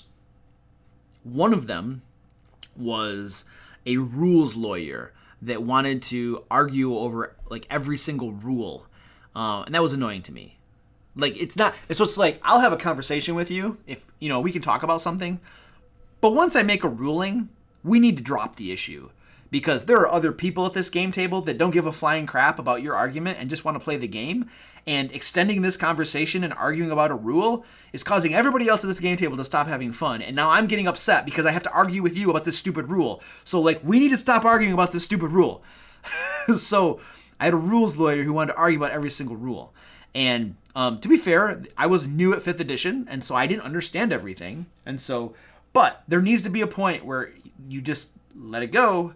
And so we can all play the game, and then as the Dungeon Master learns the rules better, he'll get better at it. Just deal with it. It's life. Nobody's perfect, all right, Mr. Rules Lawyer. So that guy ultimately got booted. He got kicked out. I was like, goodbye. It wasn't necessary. It wasn't so like the rules lawyering thing wasn't what caused him to get booted. I was just kind of putting up with it. Maybe I shouldn't have, because it was a drag on the other players. the thing that caused him to get booted is that he said something to another player, criticizing another player, pissed that player off, and that player was going to leave the game. I actually didn't know that. I was dealing with the problem player, and we were having a conversation, and the conversation was not going well. And then finally I said, you know what? The best thing here is probably, like, he actually was like, do you want me to not come back to the game? And I was like, that's probably the best thing to do. Yeah. And then I never heard from him again. So there was a lot of ways that he was a very good player. He had a lawful evil character that he did an amazing job role playing. So I think he was a good player in a lot of ways, and I respect the guy, but he was doing some things that were not overall of benefit for the game, and it just didn't work, and he had to go. But then after I was like goodbye to him, then I found out that one of the other players had actually quit the game because of that player criticizing him. And at that point, I'm like, that's not cool. And then I'm like, hey, it was actually Nigel. If you guys have seen some of my videos with Nigel the Bard, I was like, hey, Nigel, not his real name. I was like, Nigel, that dude's actually not in the game anymore, and you're a really good player, so would you consider coming back? And he's like, yep, I'm back. And so then he came back and we kept playing. And then this was before he was Nigel the Bard. He was actually somebody else. And he's actually not Nigel the Bard anymore. He's now Sebastian. Actually, you guys, you can watch, I have a second YouTube channel called the DM Lair Streams, where I put all of my Sword Coast Guard videos. There's a link down in the description to it. If you want to watch us play D&D, you can go watch us play D&D. And you'll see Nigel or Sebastian. He's now Sebastian. And you can watch us play all this crap that I talk about in my videos if you want to. It's not fancy. It's literally a camera and audio in our game session. So it's probably not super interesting, but if you care to watch it. Beppis Twist, I'm not on Twitch, not right now. I was trying Twitch out for a while, dude. And so what I was finding is what was I finding? I was doing Twitch for a while, and there was I was getting 30 viewers or something in a lot of the streams and stuff, and because I was concerned that I wasn't sure if streaming on YouTube was affecting my other videos and stuff. I don't know. I was experimenting to see. I've done tons of experimenting on my channel to see what works and all that kind of stuff, and then I throw stuff away that doesn't work, and I keep stuff that does work. Which the skits that are the opening skits for all of my videos, that was an experiment. I was like, I'm going to try a thing and see if people like it. And overwhelmingly, people love the skits. So I was like, okay, that's a win. And I'll keep doing that. Going over to Twitch for a while was an experiment that ultimately I don't think was successful. And then I came back to YouTube, and it works. I think streaming on YouTube works way better for me because my principal audience is on YouTube. And so I think it's easier for you guys. Ultimately, my goal with live streaming is I want to hang out with you guys and chill and answer questions and make traps and stuff. And so I want as many of you guys to be. I want my live streams to be as accessible as possible to everybody. And I think on YouTube, because that's my principal place where I am, it's easier for you all to watch me on YouTube. One of the other things that I was running into is some viewers couldn't watch my streams on Twitch because Twitch doesn't have a variable bitrate for their streams. If I stream at 720p, because I wasn't special enough, they didn't unlock the ability for me to stream at 480 or 1280 or something, depending on the person's internet connection. And so there were people that could not stream my Twitch stuff, and so there were some issues there. But ultimately, I was like, you know what? YouTube is a better fit. I think it makes more sense. I'm gonna go back to YouTube, and we're gonna do streams on YouTube, And so I think it works. So Justin Bovey's love the skits. Jab Cobb's everyone loves the skits. Not everyone loves the skits. So I did a poll a while ago about the skits to see if people like them or not, because I'm interested in what you guys like, because I want to make content that you guys like. It's in everybody's best interest that I make stuff you all like. And so I polled people to see if they like the skits, and overwhelmingly 80 to 90% of people were like, yes, skits, love the skits. And then 10% don't like the skits. That's fine. There's nothing wrong with that. The way I think about it is this. If you don't like the skits, it is super easy for you to just scrub past the skits to the part of the video that you actually want to watch. Just scrub past it, and then you don't have to watch them. However, if I stop making the skits, the people that do want the skits, they lose out and they don't get them. And so it's better for me to make the skits so that people can watch the skits who like them. And then the people who don't like the skits, they can just scrub ahead and watch the parts of the video they do like. And so everybody has an equal opportunity to win and get what you want, you know. And so that's how that all went down. And the crazy thing, here's the thing too, like the skits are huge for keeping my retention and my videos up. Like a lot of times, so we're talking a little bit of YouTube now. We're talking shop. I don't know if you guys find this interesting, but we're doing it now for just a brief moment. I'm gonna pull up Photoshop so I can draw a picture for you. Some people might find this interesting, and if you don't, you can just wait for me to move on to a different topic. I'm opening up Photoshop so that I can draw a picture for you. Stand by. I gotta get this going. All right, create that. Let's go. Close you. Let's go over here. Okay, so like, if you're looking at, let me get a paintbrush or something. Come on, baby, you can do this. Give me that. What color do I have? Let's go red. Let's make this a little bit bigger. So if you have, this is like, this right here is retention. Retention is how long, how much of a video somebody is actually watching of your video. So you want this to be as high as possible. This is time. Okay, so T is time. Most of the time when you look at people's YouTube videos, this is what you see. Like, there's a drop off, a big drop off, a huge drop off, and then it goes like this. And then what you're gonna see is when they get to the end of the video, usually it's not the end, usually it's like 2 minutes or 1 or 2 minutes before the end of the video, when they're like, okay guys, that's all I have for the video. Make sure you click the like button and subscribe, and you know, we're gonna be doing this and I really appreciate it, and oh, remember, I have a Patreon and all this kind of stuff. Okay, so that point of the video, that's when this happens on the graph. Boom, everybody's gone. Because you just told them the video's over, and so boom, they're gone. So everybody just leaves your video. So this drop off at the beginning is all the people that, like, either they have autoplay or they click it and they're just like, I don't think I want to watch this video, and then they leave. It's even worse if your retention is like this, you know, and like everybody leaves within like 30 seconds and you have nobody watching your video. This type of retention here is, your channel is not going to grow ever. If this is your retention, if your retention is like this, everybody just leaves. What this tells YouTube is that people don't want to watch your video, and YouTube is not going to serve it out to more people. Okay, so you don't want this. That is a, if you're a YouTuber and this is your retention, then you don't want that. You want it to look at least like this. At least like this. Say this is 50% right here. You want to at least have 50% watching your video, okay? So this is what you don't want. Now let's crop. I'm gonna make my canvas a little bit bigger here. Stand by. This will take a hot second.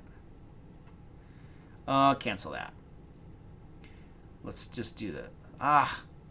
I'm having a hard time. Okay, cancel. I'm gonna make image. Canvas size. I can do this. I'm an adult. Dang it. Okay, I'm failing. Okay, we're not gonna do that then. We're not gonna do that. I'm under pressure now. We're gonna make a new one. Or I could probably do it here. I'll just do it smaller. Okay, next one is right here. Sorry. Photoshop skills. This is our next graph. Okay. Now, what you really want to have, if this is 100% retention, ideally you want to have a minimal drop off, and then you'd really like people to watch. Like if this is the 50% mark, you really want like people to be up here as much as possible. And then let's pretend this is like the end of the video right here. Like this is literally the end of the video. You want to try to keep people watching your video, as many people watching your video for as long as possible until the very, very, very end. Okay? Actually, if you can get them the whole way through, that's awesome. YouTube will love you and promote your crap. Now, if you can get them to do that, that's great. So that means you don't want to tell people the video's over right? That's why, like, if you watch my videos, I'm still talking about the video when the end screens come up, you know, and they're there telling you some other videos you can watch. And then finally I say, you know, next week we'll be talking about this. Until then, you can click this video here, because I am intentionally not telling you that the video is over. I don't want you to be like watching and then gone, you know? And so this is what you want. And the whole reason I got into this is my skits, my retention at the beginning of my videos is phenomenal. Like, I don't have a whole lot of drop off. I still have usually 80% of people that make it through the skit. And then it depends on the video, but there's usually there's always a steady drop off. But usually I can keep people, usually I average about 60 to 70% retention average on the video. And I can usually keep about 50% watching until the very end of the video. Okay? And so that is what you're looking for, you know. Yeah, I'm not necessarily trying to boast. I'm just explaining some of the stuff that happens behind the screen that other content creators are probably considering and thinking about and trying to hit, so that they can, you know, help grow their channels and stuff like that, you know. So anyway, that's probably good enough exercise. Probably lots of you are like, okay, I'm gone. I'm out of here. Let me see. You know, I could probably, you know what would be interesting? We could actually just really quick look at my last video. I'll just show you literally what it looks like, the retention on it, because it did fairly well. And I'll just kind of show you. Stand by. I'm getting the screen up. Analytics, and we'll go to audience retention. See more. All right, so we're just gonna look at it. Here we go. So this is it right here, and stand by. Let me get it. I gotta change it just a little bit here so that it's easier for you guys to see. Hold on a second. Give me a hot second. There we go.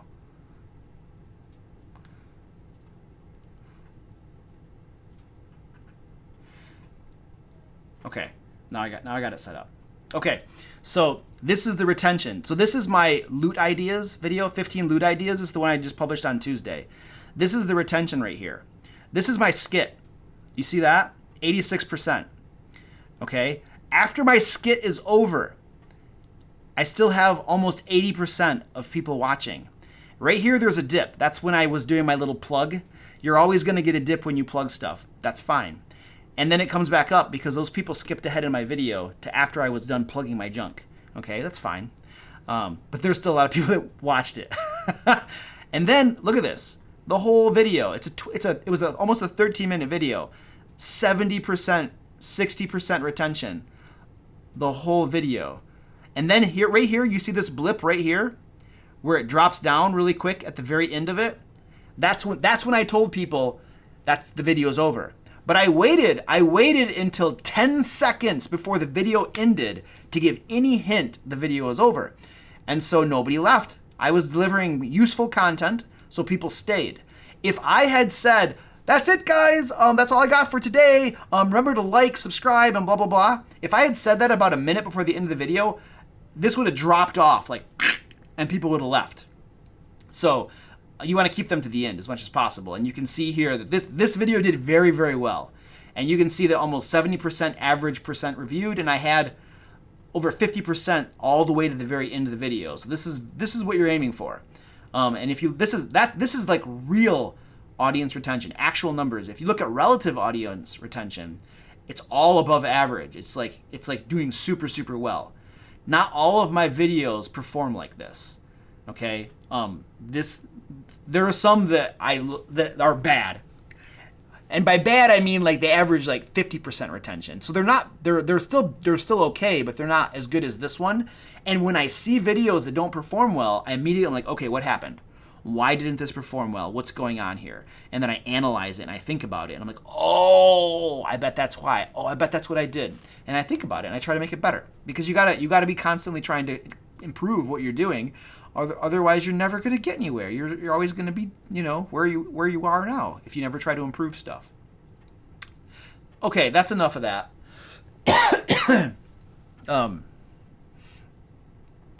best be getting on to doing other things because people probably don't find that super interesting. We'll do some more questions now. Coughs on camera, loses viewers. Loses views, maybe. I got crap in my throat, dude. What do you want me to do? All right, more questions. Let's do this. That was like, everybody's just like, Luke, we didn't come here for that. We want to talk about Dungeons and Dragons. Somebody out there creating a YouTube channel might find that useful. Andrew Z says, how often do your campaigns go over level 10? Always. Like, almost always.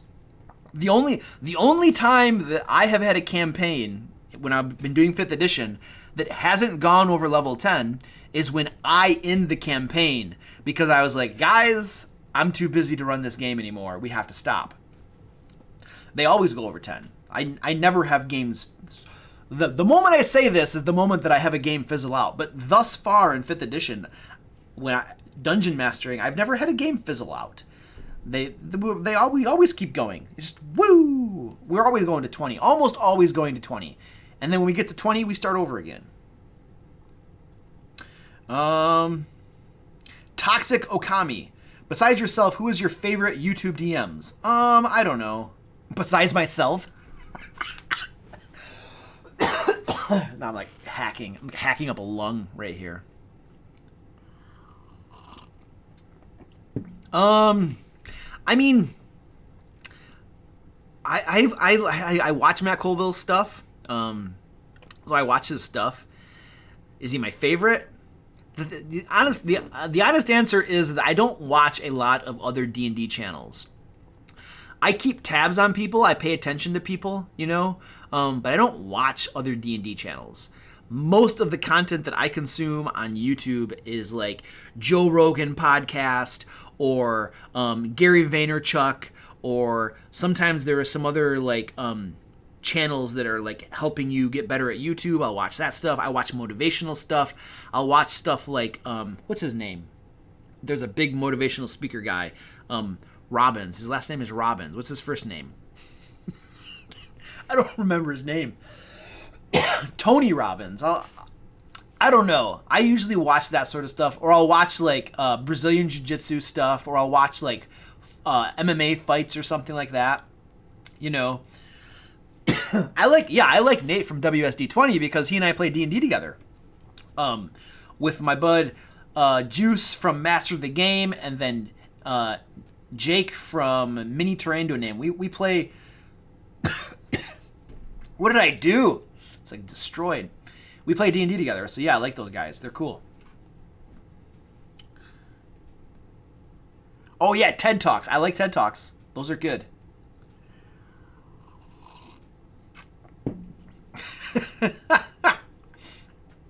All right. Dead Willow says, how would you go about managing having a monster in the party?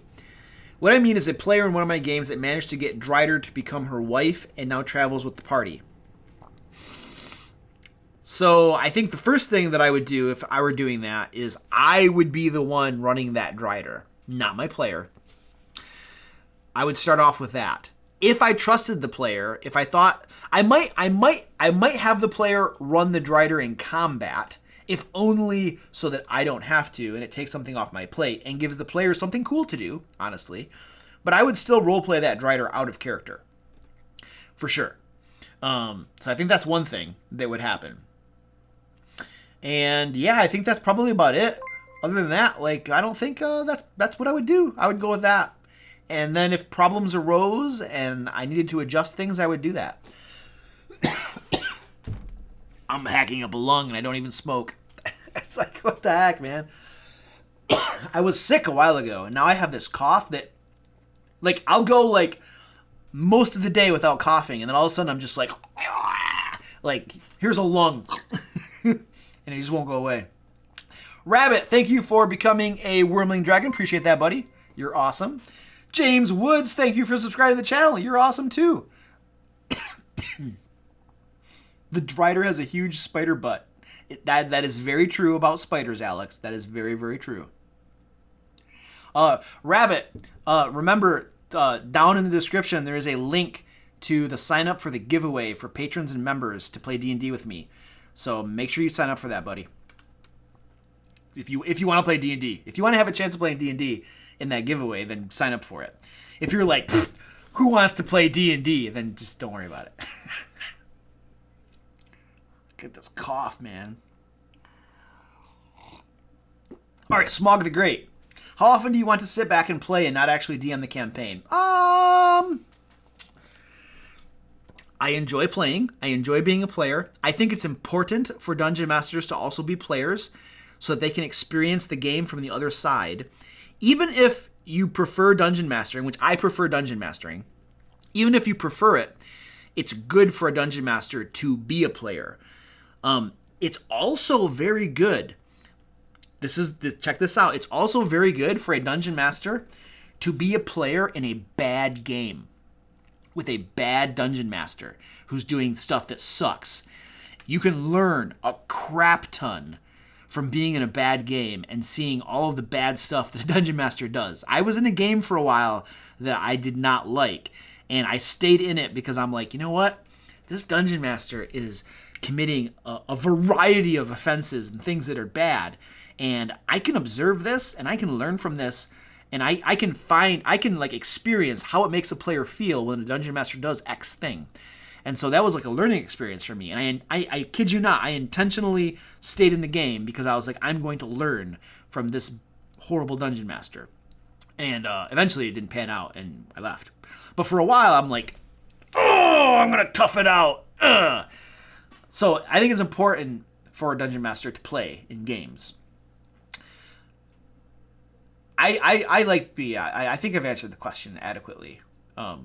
It's always fun to be able to just show up. Like I'm going to be in a game tomorrow with my friends. So like I had a game that I was running for a while and I had to stop because I didn't have time, and they kept on running, and now my friend Dan is running Pathfinder for them. And I love dropping in on them and playing. I'm not like a regular player. I'm like I fill in for people when they can't make it and when I'm available. And I love just dropping in. I don't have to prepare anything. I'm just there to play the game, relax, and the Dungeon Master can do all the work because I'm a player, baby. I'm just having fun now, and you do all that preparation stuff, man. So I enjoy that. I do enjoy that. But I still like Dungeon Mastering the most. What is the timetable for your streams? Robin, I stream almost every Friday for usually from 6 p.m. to 10 p.m. Eastern U.S. time. Let's see. Jay Huffman says, can we make some of the traps correspond to the villains we made last week? Yes, we can. When we get to that part of the stream, just bring up ideas for that, and we could probably do that. No promises, because like you're going to be competing with like the other 100 people that are here wanting to make traps, and I can't promise anything, but it's a good idea. So like, you know, fight for your right when we get there. How do you incorporate held actions in your games? So I think the held action mechanic sucks for 5th edition. That I can only hold a move action or an action. I can't do both. And so I think that sucks. I don't like it. Even before I started using different initiative systems, I would always just let my players change their order to something else. So like if you were going to go here and you wanted to go later in the combat round, I would just let you change your time to go later. Totally fine. No problem at all with them doing that. Now, I would always reroll initiative every round too. And so you could, if you're going first and then you're like, I got to go later, you could just move your turn and then we're going to reroll next round anyway, and then it all changes. And so there's no loss to it. If you don't reroll initiative every round, then it makes it a little bit messier and you probably got to do held actions. But when I do use held actions, I incorporate them the exact way they are in the book. That's how I do them. I do it by the book when I use them. The only thing that I do say, though, is that if you hold an action, you can, and you have like multiple attacks, you can do all of your attacks on your held action. And that goes for monsters as well. Both players and monsters can do all of their attacks when they hold an action.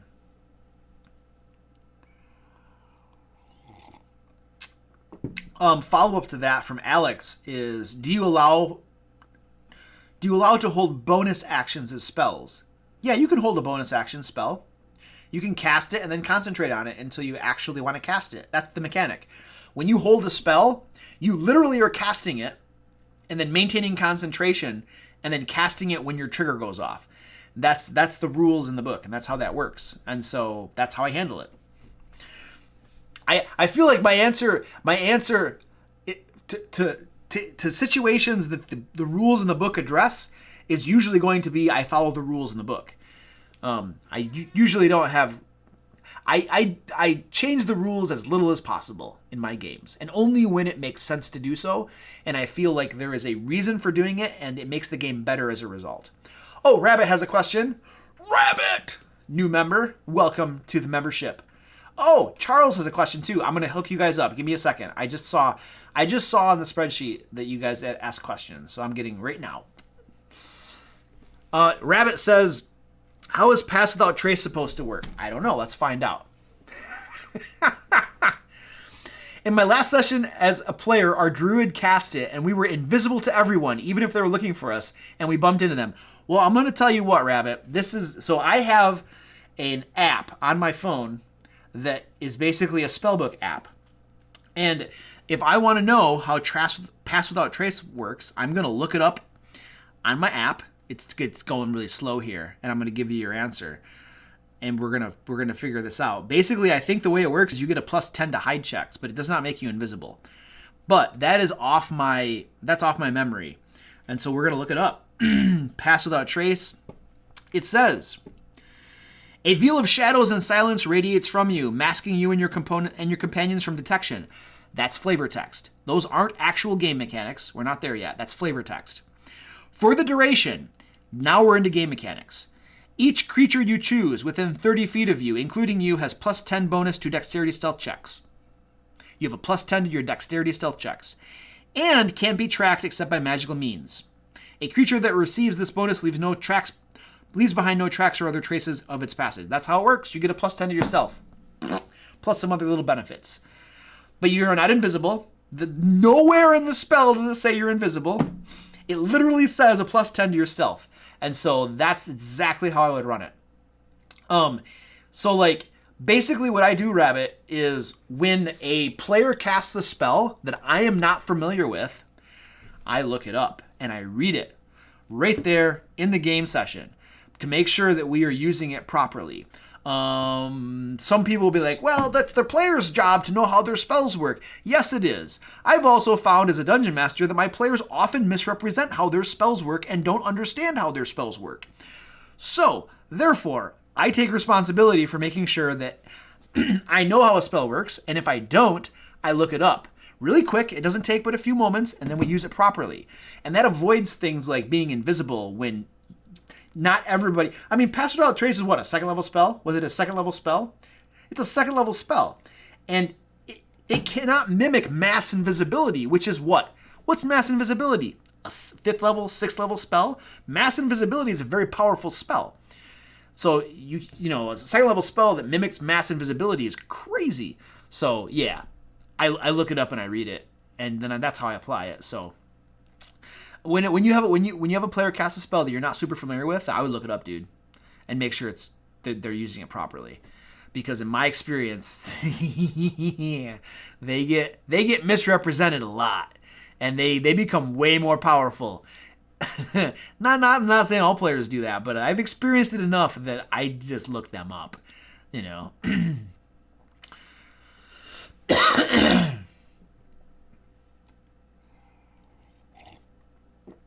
Alex is like, raw, you can't ready a bonus action. I mean, if it says it in there and you can't, then that's fine. I would probably allow it. I would probably allow it.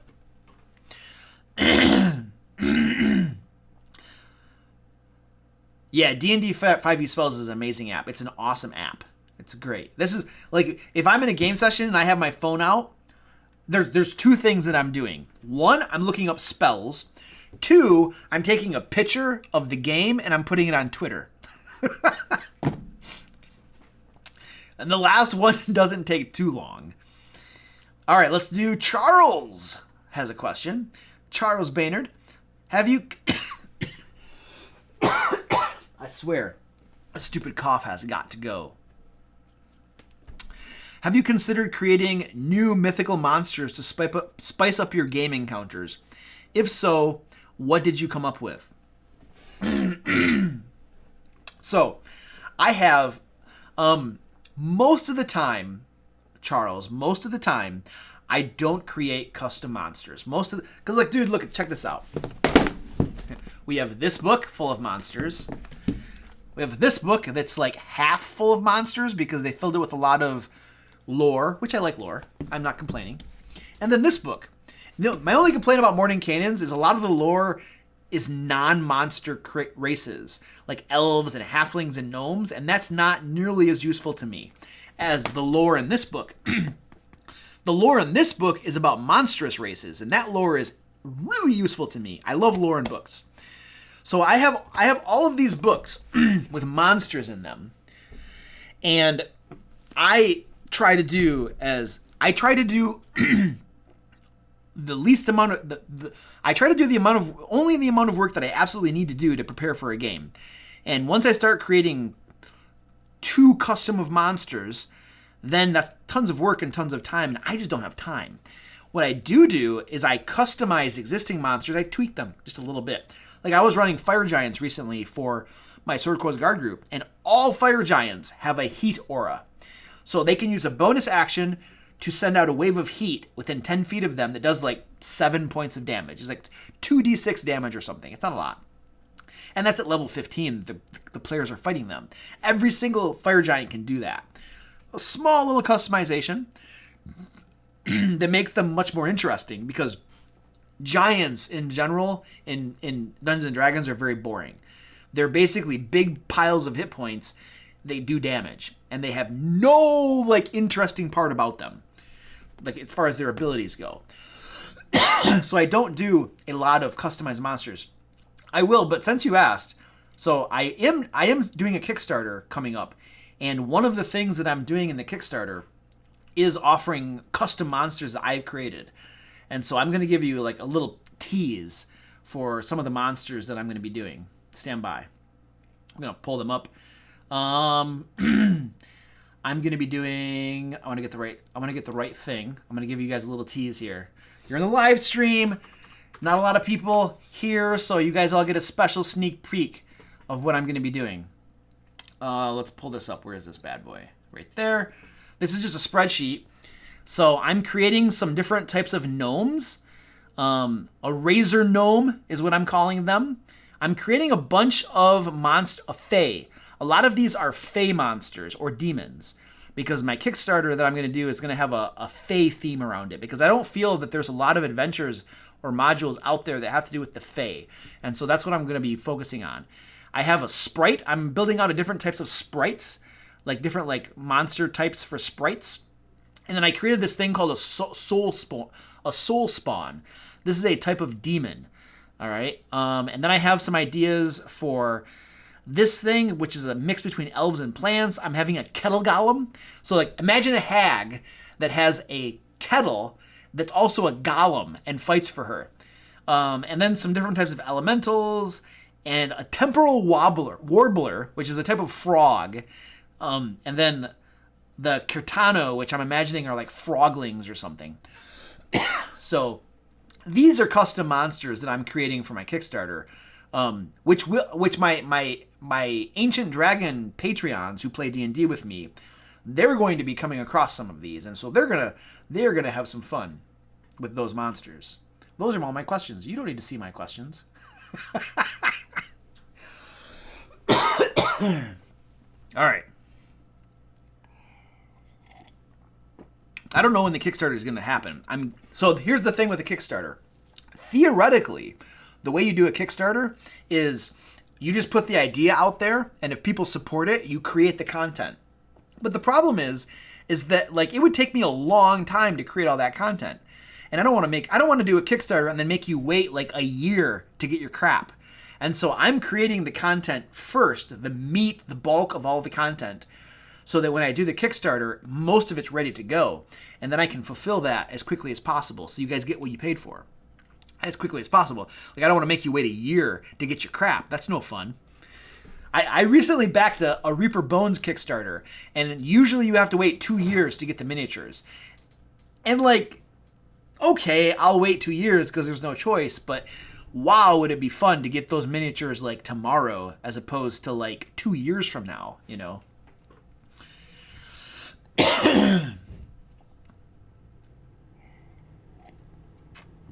Yes, that was a peek behind the curtain. All right, next question. Palarderma, sorry about your name, I slaughtered that. What big bad do you stay away from because there's just too many chances for the adventure to go south? Or do you not have a big bad that you stay away from? I don't stay away from anything. Everything is on the table. If it looks cool and interesting to me, then it's on the table. If there's a chance for the adventure to go south, if that means that the players might lose, that's almost more incentive for me to use that big bad because it means it's fun and nasty and challenging, and my players are going to have to use their brains and their creativity and their ingenuity to overcome that challenge. So yeah, that would not dissuade me. That would just be, I'd be like, ooh, yeah. And my players would have to deal with it. And they usually do just fine because my players are all very intelligent human beings and they figure crap out. Exoskelebot, you've been asking a crap ton of questions. And apparently they're good questions because my moderators are all telling me to answer them.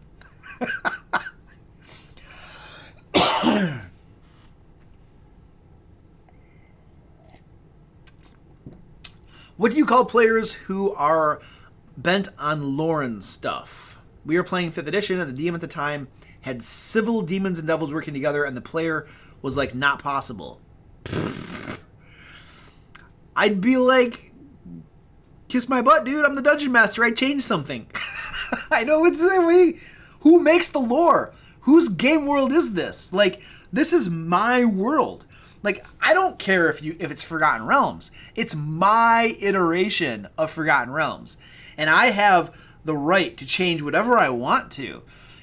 If devils and demons are working together, then it's my world. I control it. They're working together.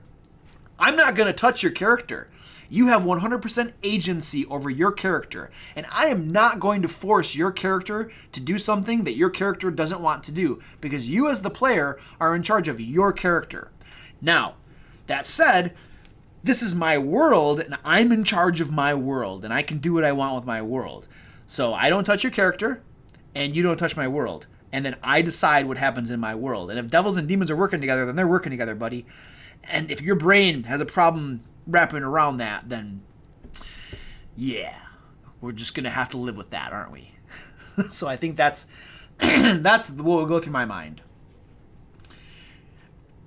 And I don't know, I don't know if I had a player that really had a problem with that, then I would just be like, dude, we are at an impasse. If this way of my world working is too inconceivable to you and you can't get past it, then maybe you should find a game that runs things the way that you want them to be run. Or better yet, maybe you should be the dungeon master and run a game if that's the way you feel it has to be run. So, yeah, that's kind of a little bit of a rant. Marcus Reese, how would you actually play an evil character without being a murder hobo? I have, but a well-played evil is extremely enjoyable. I think that it is a fallacy to think that because you are evil, you must kill everyone. It's a fallacy. We have a world full of evil people. Oh, okay, that's probably an overstatement. Like, everybody in the world's evil. Like, look at the real world. There are evil people in this world. Does every evil person go around killing everyone? No. They don't. They don't go around killing everyone, okay? Or they don't go around doing horrible things all of the time. In fact, many evil people don't want to get caught, and so they're very careful about who they do kill or what bad things they do and when they do them. They're careful about them. They're calculated about them. And even evil people have motivations and reasons for that they're doing things. So they don't necessarily just go and kill everyone in sight. Look at your villains in your games. How many of your villains just wipe out everybody nonstop? Probably not that many. Many of the villains have motivations and goals, things they're trying to achieve.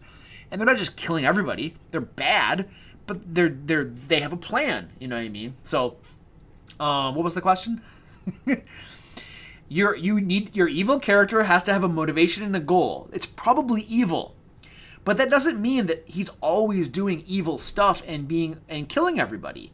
It just means he's evil. Like, let's pretend, like Lord Paxton from my Sword Coast Guard group, he's evil. His goal is to create an empire that stretches all across the Sword Coast, and he wants to have everybody be his vassal. He wants to rule over everybody. Now, Lord Paxton is willing to kill when necessary, but he would rather not. He would rather people just submit to him, pledge themselves as his serfs, as his vassals, and then go on living their lives and just paying him homage and probably sending him some like taxes and stuff. But he doesn't want to kill them all, but he's definitely evil. So like even player characters have motivations if they're evil, and that doesn't mean they're killing everybody. So you just got to think about that, and you got to churn that up a little bit and figure that out, I think. All right, we're about to go into trap building. We're just winding down on the questions here because it is 8 o'clock. And this cough will not go away. Yeah, Sword Paxton. Yeah, it's Lord Paxton. Mr. Moorton says, I have one player who makes lots of good plans, so I award him inspiration. But my other player just kills everything, so I feel it's unfair. What should I do? Don't give him inspiration. Dude, I think you have the answer right there. If you feel you want to encourage and reward certain things in your game, then you reward those things. And if one player is doing a thing, let's pretend that it's like making good plans, you reward that and you give them inspiration. You have other players who are not doing things like that, and you don't give them inspiration. I think that's the answer. I have a game right now where there's one player who I use luck points, and I have a video about luck points. I think I have my homebrew, my like top homebrew rules video talks about my luck point system, and I use it instead of inspiration points. And I have a player in one of my games that gets tons of luck points, inspiration, because he's always doing things to roleplay his character very, very well. He's getting rewarded all the time. I have another player who just sits there and doesn't do a whole lot. He's just like... And then when combat comes, he's like in combat. But a lot of time he's not talking a lot. And so guess what happens? He doesn't get very many luck points because he's not doing the things that earn him luck points. And that's fair. There's nothing unfair about that. It's like saying if you have a job, I'm paying you. I'm paying you for the work you do. Great. Now, is it unfair to the person who doesn't have a job not to get paid? No, he's not working. So, yeah. There's nothing unfair about that.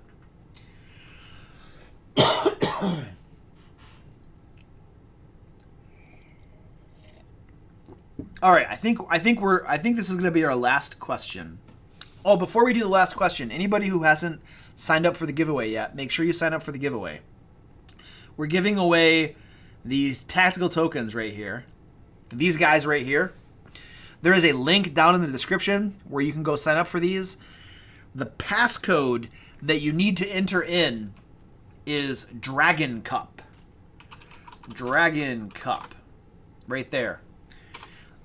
And we're going to draw the winner to this at the end of the live stream. At the end of the live stream.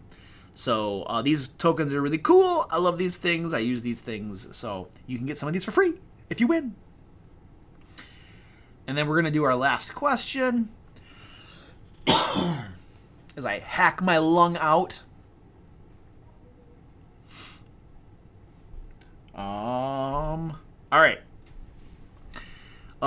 The Fanboy says, what's your favorite and least favorite class? Favorite class, Rogue. Because a Rogue can do it all. Rogue has great DPS, usefulness in combat. A Rogue has all of these skills, sneaking around, disarming traps, talking to people, deception, A rogue is useful in there are three pillars of an RPG of Dungeons and Dragons. There's combat, there's exploration, and there's social interaction. And a rogue is prepared to engage in all three of those equally well. And so a player who's playing a rogue is always having fun because there's always a part of the game that I am good at this and I can participate and I can contribute. If you take something like a paladin wearing heavy armor, exploration is a little bit harder if you're doing a sneaky game. Social interaction can still do pretty well in. Combat you can still do pretty well in. You take something like a barbarian probably has a bad charisma score. And so social interactions, you can still participate, but your game stats don't necessarily help you a whole lot, which isn't a big thing. Exploration you might be okay at. Combat you're definitely okay at. So like we could analyze every character, but bottom line is I love rogues. I think they're awesome. They're tons of fun to play. Least favorite class. Monks. Monks are so bad. It's like monks, every time I have seen a monk, now maybe somebody can build a good monk and prove me wrong, but every time I have seen a monk, they have been squishy as crap, they have died super easily, they have a horrible armor class, they hardly can do any damage. Like their only redeeming quality is stunning fist or stunning strike or whatever. You know, that's what they can do. And so monks are super underwhelming for me compared to the other classes. I used to not like Warlock, but now that they have the Hexblade from Xanathar's Guide to Everything, Warlock has become probably next to Rogue on favorite classes. The Hexblade Warlock is amazing fun. So that fixed the class for me because I didn't like it beforehand.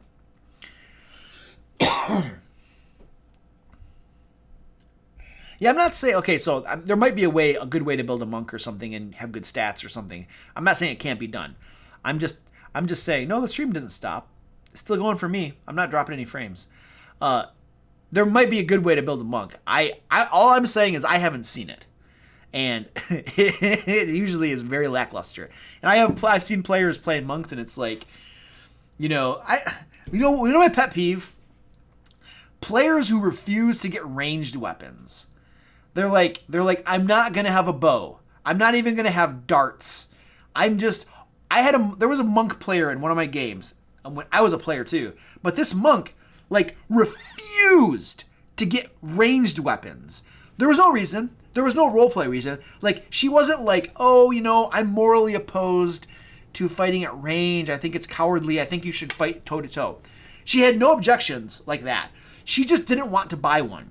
Or didn't have to buy one. There were bows and stuff falling off from the dead enemies. She could have just picked one up. She refused to do so. And so for 50% of the encounters we had, she was worthless and couldn't do anything. And I'm like, what's wrong with you? Like we need you to contribute to help us win, and you are just irrationally refusing to pick up a ranged weapon. And just why? It doesn't make any sense to me. Bard, yeah, finally, is it rating? Okay, it's rating. Oh my gosh, this cough. It's like the hack. I don't like bards a whole lot either. Bards are not fun to me. My cat's complaining. No, nobody has come into the box yet. Whoops, that's the wrong screen. I still have not caught a cat in this box trap yet. Not caught a trap yet. Yeah, I don't know what it is about bards. I honestly don't know. There's nothing on paper. There's nothing wrong with bards, and lots of people have fun with them. I just didn't have fun the time I played a bard, and yeah. Okay, guys, this is what we're doing now. We are going to move into our trap building part of the live stream. We're gonna build some traps together. I'm gonna put an intermission screen up. I'm gonna put some music on, and I'm gonna go use the bathroom and stuff like that. I'll be back in just a couple minutes, and we will jump into trap building. And we will do trap building until the stream is over. So that's what we're doing. And then when we get done with the traps, I will put them as a downloadable file in the description here, and at some point it'll go over on my website, thedmlayer.com, so people can download them there as well. Free, of course. Everything we create is going to be given to people for free. So, yeah. And I think with that, I'm going to go to intermission, and I'll be back in just a few. Where's my intermission screen? Oh, I gotta put the music on. I gotta put the music on. The music. Whoa, whoa, whoa. For the record, you done trying to make y'all Intermission. comfortable. For the record, you ain't trying to grow, then it's done for you. For the record, lab on me going all the way. For the record, ain't trying to link, no time to waste. For the record, for the record, yeah. For the record. Sorry, we're coming back from intermission just a little bit because Guapo decided to go on the cat cam. And now he's like rolling around on the camera. That's like what he does. So I just wanted to show you guys that because I figured you'd all like that. Yeah. So you know what I should do? When we go into intermission, I should actually put the cat cam down in the corner instead of me, which might be interesting. But anyway, now we're actually going to go on intermission. I just wanted I wanted you to see Guapo. There we go.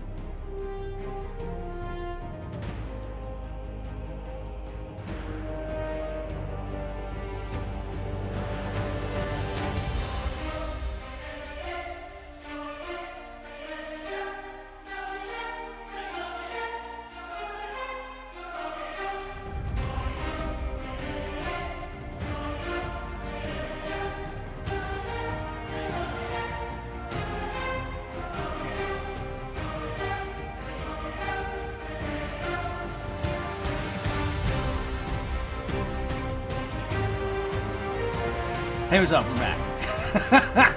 I'll turn the music off. Stand by. Yeah, I have the microphone muted when I go on intermission. It's intentional. I could just turn the microphone off. Yeah, I know you. I know you couldn't hear me. I was just screwing with you. It's intentional.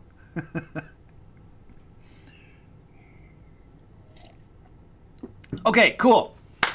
Hey, King, what's up, dude? Welcome to the stream, man. So, like, I do these stories on YouTube, and, like, King is always, like, leaving comments on my stories. My stories are just like these. I'm, like, literally at my day job, and I'll just be like, I'm just gonna go on YouTube stories and record some bullcrap that's probably really dumb. And I answer questions and stuff on them, too, that people have. Like, live. Like, that's interesting. So, sometimes you guys, if you're interested, I mean, you might be.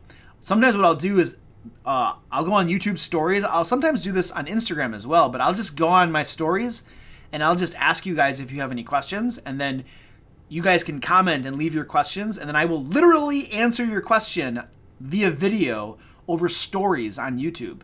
So if you look at the stories, you can get out on that crap and get your answers questioned and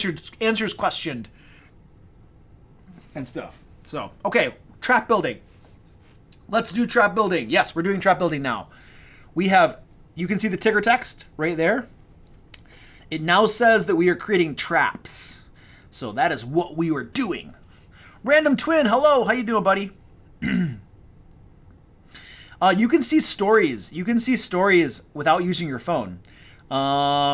Stand by. You should be able to. Let me see how this works. I need to go a place. Stand by. Bear with me. It's gonna play my autoplay. Nope. Okay. So if you go to, let me show you. I'll show my screen. Can I show my screen? Yep. So you can't see it. Oh yeah, you can't see stories. So you can only see stories if you're on your phone. Yeah. Yep. You'd have to use your phone for it. There's no way around that, I think. So that's too bad. All right, let's do some traps. Let me get my trap thingy up. So, here we go. So this is what we're gonna do, this, you guys. These are the steps to making a trap. This is my template that I use for traps. Purpose, trigger, effect, and countermeasures. This is literally from Xanathar's Guide to Everything.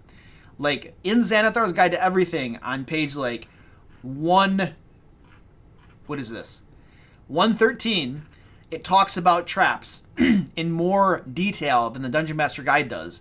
And it talks about the level of the threat, the trigger, an effect, and a countermeasure. And we're going to walk through all that kind of stuff. So if you got Xanathar's, which is a great book, by the way, I recommend getting it.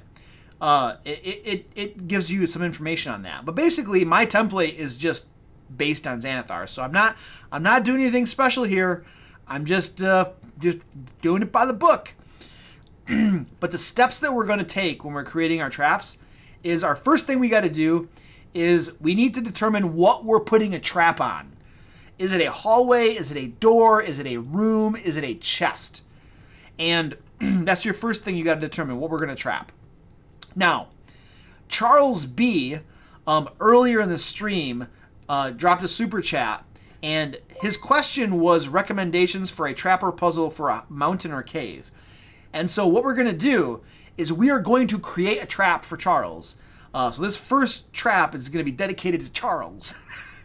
And yeah, so let's make him a trap. Let's start brainstorming ideas for the trap.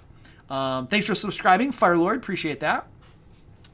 So first of all, he wants a trap for a mountain or a cave. So let's make a trap for a cave. Let's pretend that it's just like the cave entrance. So it's the cave entrance. How are we going to trap the cave entrance? We need some ideas here. Give me some ideas for a trap that we could put there. You are very welcome, Charles. I'm happy to hook you up, man. He became a member too. Yeah. So you're getting the royal works here. You super chatted, became a member. Now you're getting a trap for yourself. Okay, I should say this, you guys. I am looking for creative ideas, like really cool creative ideas. If I see something in chat that's like, spikes come out of the floor, I'm gonna be like, next, because that's like one of your simple traps in the Dungeon Master Guide. I want like cool, interesting stuff.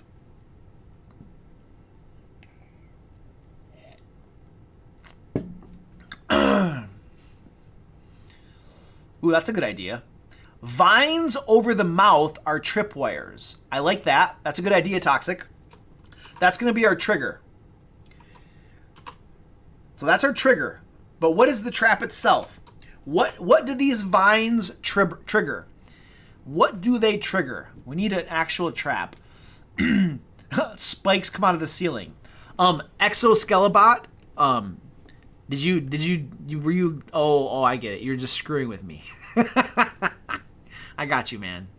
A box trap for cats.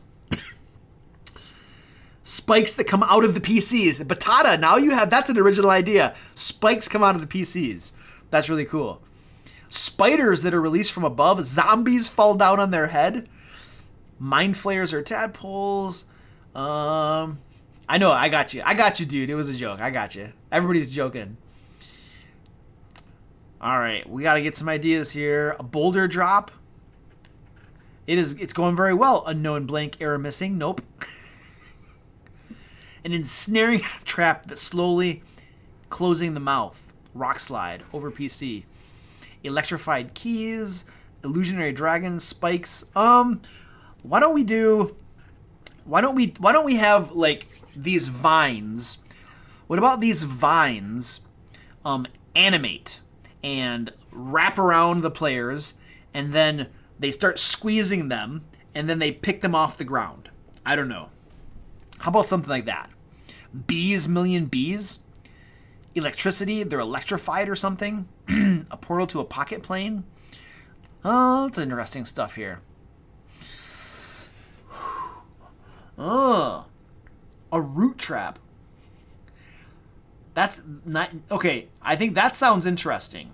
Nithrius, that's interesting. We're gonna do that. A dancing vine golem.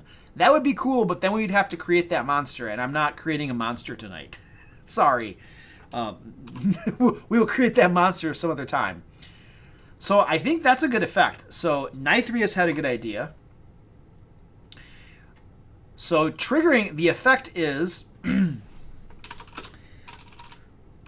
we'll say that characters within 15 feet are covered in a phosphorescent powder that gives them disadvantage, that gives monsters using dark vision advantage on their attack rolls against the characters for the next let's say 1d4 hours, or 1d4 hours. Let's do that. That's pretty interesting. And then what you would need to do, I think for this one we would probably want to make a DM note, and we would want to say something like, combine this trap with guardians in the entrance of the cave that use dark vision. Thus, the trap makes the PCs more vulnerable to the guardians. Excellent. And we don't have to specify what those guardians are. I can't spell guardians. I spelled it once and I did just fine, and then I couldn't spell it the second time. The purpose of the track is to mark the characters so that they are easier for enemies to hit in combat. That's the purpose. And we have the trigger. Vines over the mouth of the cave are tripwires that release buckets of phosphorescent powder. Yeah. I clearly did not spell that correctly. There we go. All right, how's that? Countermeasures.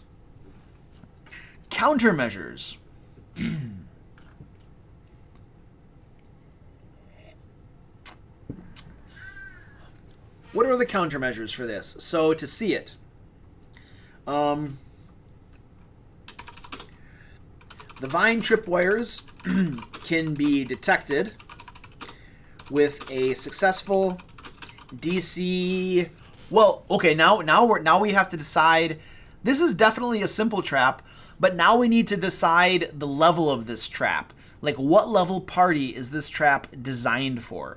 And so let's go over to the Dungeon Master Guide real quick, and there are some guidelines here for our traps, depending on what level trap we kind of want to make this. I think level 1 through 4 sounds about right. A level 1 through 4, and it's definitely a set. It's like, this is like a, we can make this a level 1 through 4 trap, and let's make it dangerous. All right, so this is a level 1 through 4 trap, and it's dangerous. Okay, cool. There we go. Yeah, the level, Huffles, you're right. The level will depend a little bit on the Guardians. Absolutely. But the trap in and of itself isn't super powerful, I think is what I'm getting at. Now, the Guardians, if the Guardians are really powerful, that might make a difference. But if we're going to make this a dangerous trap, that means that the DC should be between 12 and 15. Let's make this a little high. Whoop, that's the wrong button. Let's make this a DC 14.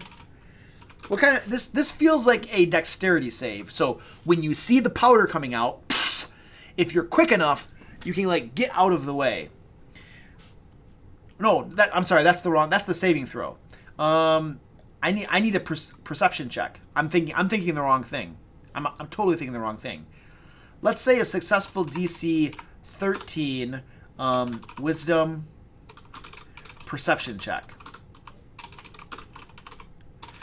Now what I want to do is the saving throw. So let's go up here to the saving throw. Characters within 15 feet, if they fail a DC 14 dexterity saving throw. There we go. All right, so now we have the DC for the saving throw up here. We have a countermeasure, how you can find them, how you can detect them. And then, I mean, you could put something in here that says the tripwires can be disabled with a DC. It's probably not that hard to disable a tripwire, I think, potentially. So you could make this kind of low, like a DC 11, I don't know, maybe 12. This would be Dexterity Thieves Tools. Check. That's reasonable. Yeah, I think, Huffles, I think this is a non-magical, all-natural powder. So how would they clean it off? What would they have to do to clean this powder off?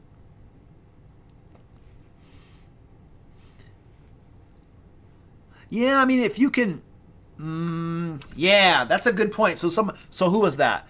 Who was asking that question? A lot of you guys were saying about how it could be if they were like, if they're proficient in nature or something, they might have advantage on this.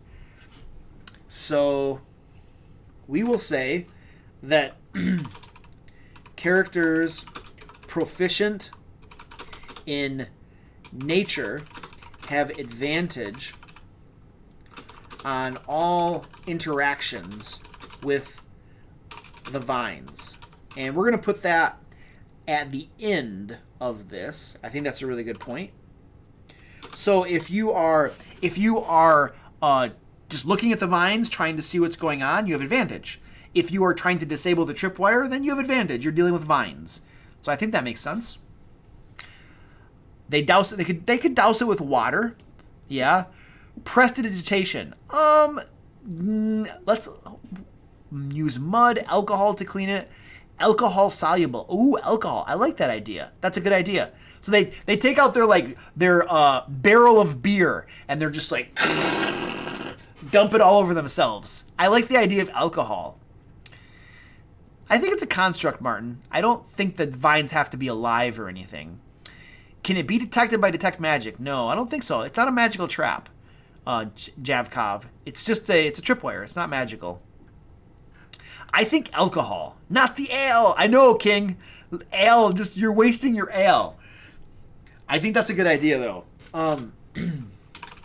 The powder can be removed from a character using, let's say, using a gallon of alcohol, such as ale, to clean it off.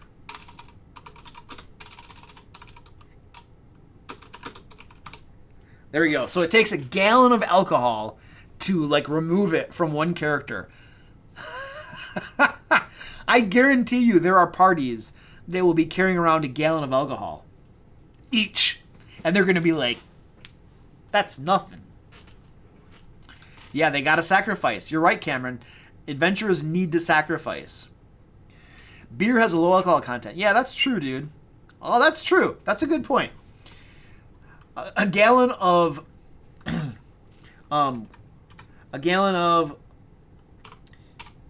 well, you know, I mean, I don't want to get too specific with the rules, but that's a good point. If you were to use, we don't have to put it in the rules, but I think as a dungeon master, if they were to use like whiskey or rum, which I think is much more concentrated, whiskey for sure, is more concentrated than ale, then they can use less of it. I think that makes sense. And I would just leave that up to the dungeon master to adjudicate that.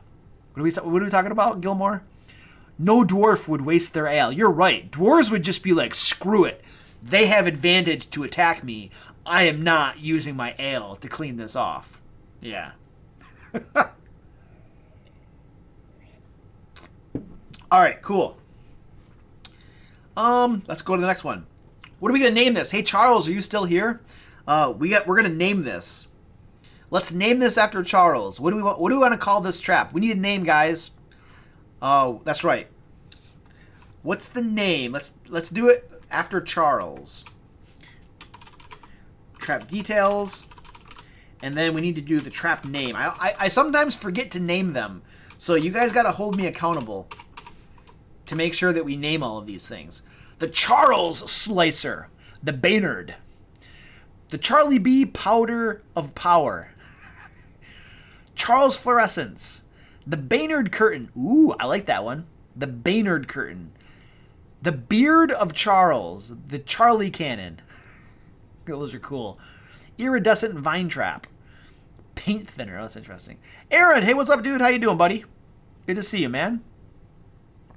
Random Twin. I just randomly called out your name, Random Twin. Charlie the Chuck You Out. The Charlie Special. Charles Marking Powder. The Vine of Baynard. There was one I saw that I liked. The Baynard Curtain. We're going to call it the Baynard Curtain. Let's go with that. Random Twin, you won the naming contest. The Baynard Curtain. All right, Charles. You now have a trap, and the trap has been named after you. Bam. Done. Next trap. Let's keep going. We don't want to spend too much time on any given trap. We want to crack these things out. We want to try to make as many as possible that people can use. So let's start. Let's start the next one. What are we trapping? We just did the mouth of a cave. So let's do something different. What do you guys want to do? A chest, a room? I think we kind of did a room. A cave is like a room. A hallway or a door. Or something else. I don't know. Maybe you have better ideas. No problem, Charles. I'm happy to hook you up, buddy. A chest. A temple, a chest. A bridge. Ooh, a bridge is a good idea. Okay, we're doing a bridge. I think that's a very good idea, Marcus. Good job. We're doing a bridge. We are trapping a bridge. So let me get what is the nature of the trap on the bridge? Let's brainstorm. Brainstorm some stuff. What does this trap do on this bridge? So where's my trap template? Trap template. Bam. Right here. We're going to call it bridge trap. But we need to rename this.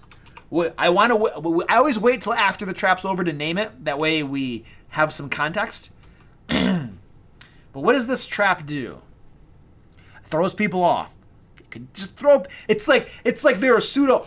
You guys, what if the railings like animate and grab you and just throw you off? And then there's like this magic mouth that appears and it's like, get off my bridge or something. I don't know. What would that be a bad idea?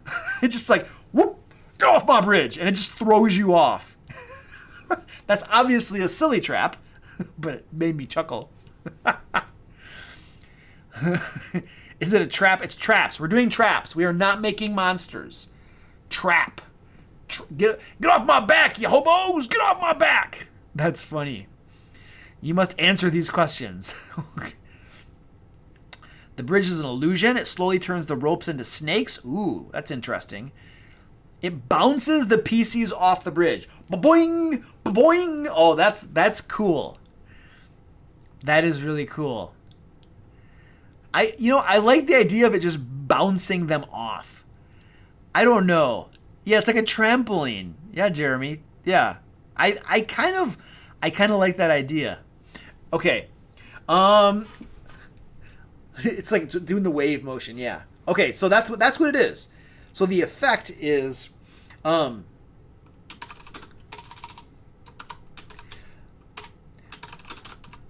when triggered, the bridge I don't know, it like when triggered, violent waves travel down the bridge. Violent waves travel down the bridge, causing the bridge to bounce up and down, similar to a trampoline.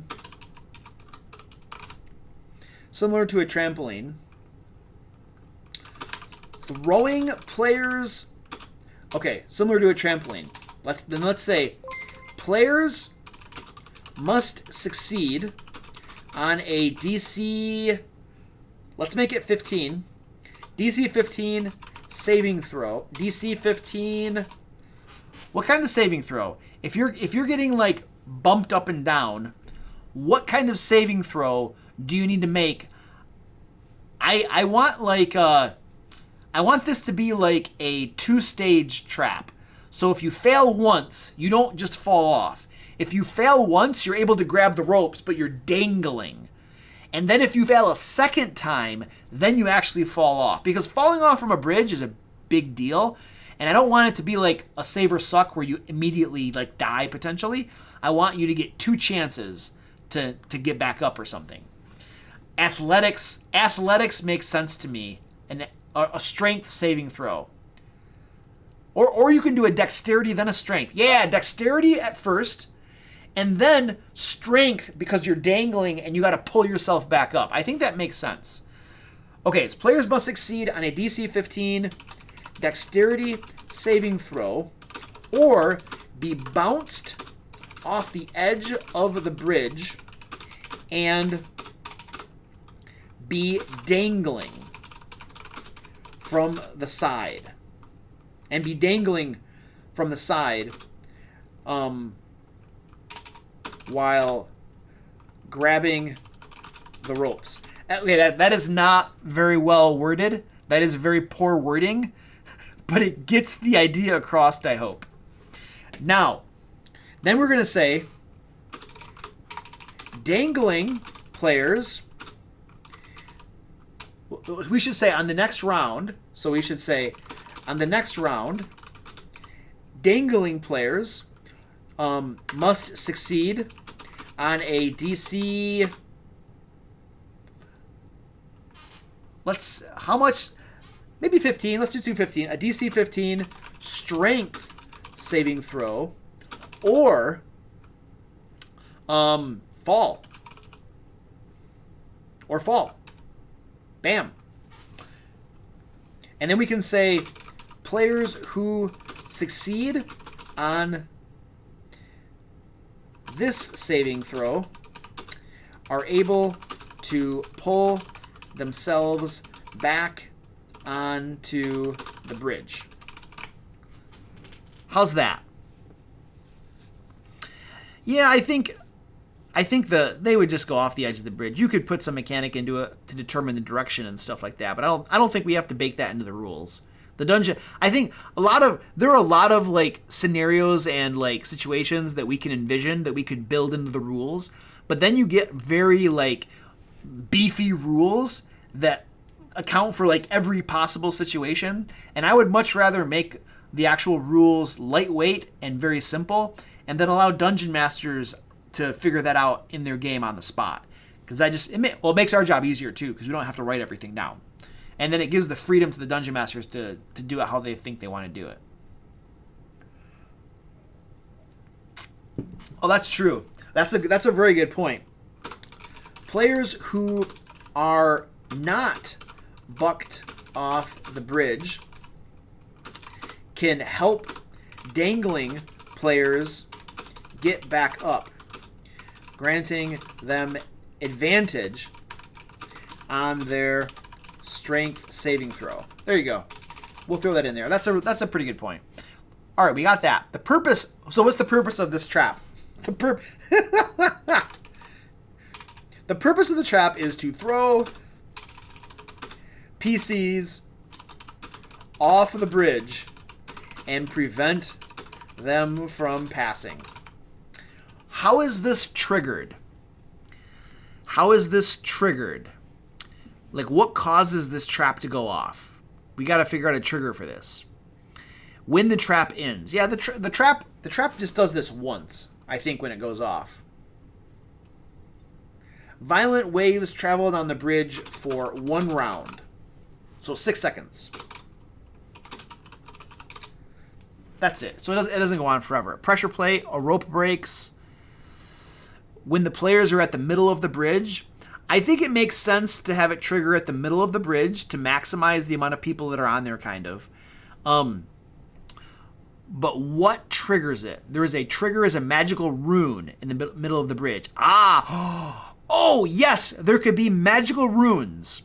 And when they are read, when players read them, that is what triggers the bridge. So if they don't read the runes, the trap doesn't go off. But we could put a sign in the middle of the bridge, like a small sign, like on the ropes of the bridge. The players, when they get there, they see this sign, and the dungeon master could say something like, "Oh yeah, you guys see a sign on the bridge," and then a player is going to be like, "Oh, I read it. What does it say?" And that's when it triggers the trap, and it's like boing. So like they trigger the trap themselves. So yeah, that's cool. Do not read. Yes. Reading this activates the trap. Or it could just say get off. Like that's it. It just says get off. Caution, read carefully. Do not read. Yeet. Yeet. All right. The trigger. So we'll say in the middle of the bridge, on the railing is a small sign that reads, "Thou shalt not pass. Thou shalt not pass." That's actually not too bad. Yeet. Yeet. I don't know, where's the yeet coming from? I have no idea where that's coming from. Thou shalt not pass. None shall pass. Yeah, that's what it was. None shall pass. None shall pass. When a character... Oh, you know what? We should have it... Well, yeah, none shall pass. When a character reads... So we'll say, these are magical letters that, when read, causes the trap to spring. That's it. Is when they read them. Do not read. There's so many cool things that this could actually say.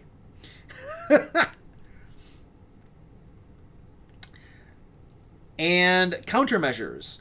So I feel like, how would they detect that trap? How would they know it's there? I feel like the only way they're going to know it's magical is like detect magic. I don't think that they're going to know that is, this whole trap is like magical, right? So we could say it's got to be detect magic. Yeah. So we'll say that detect magic cast on the sign. Oh, detect magic will indicate that the entire bridge is covered in what school of magic does this sound like? Like, what school of magic would cause a bridge to animate and do that? Is it like evocation, alteration? What do you guys think? What school of magic? I'm not super great on schools of magic. I need your guys' help. If you can read this, you are in danger. Clown magic. Alteration? I don't know. I'm out of coffee. Transmutation? Abjuration? Transmutation?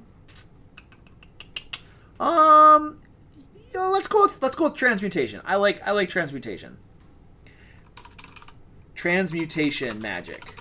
Lots of people saying transmutation. So let's do that. The entire bridge is covered in transmutation magic. And then, so like, wow, he's a little grouchy. Guapo! Guapo! Guapo! Oh, he likes the box. He's rubbing up against the box. Oh, here comes Mommy. Here comes Mommy. Uh-oh, here comes Squirty Pie. You guys, we have a cat convention. We have a cat convention going on.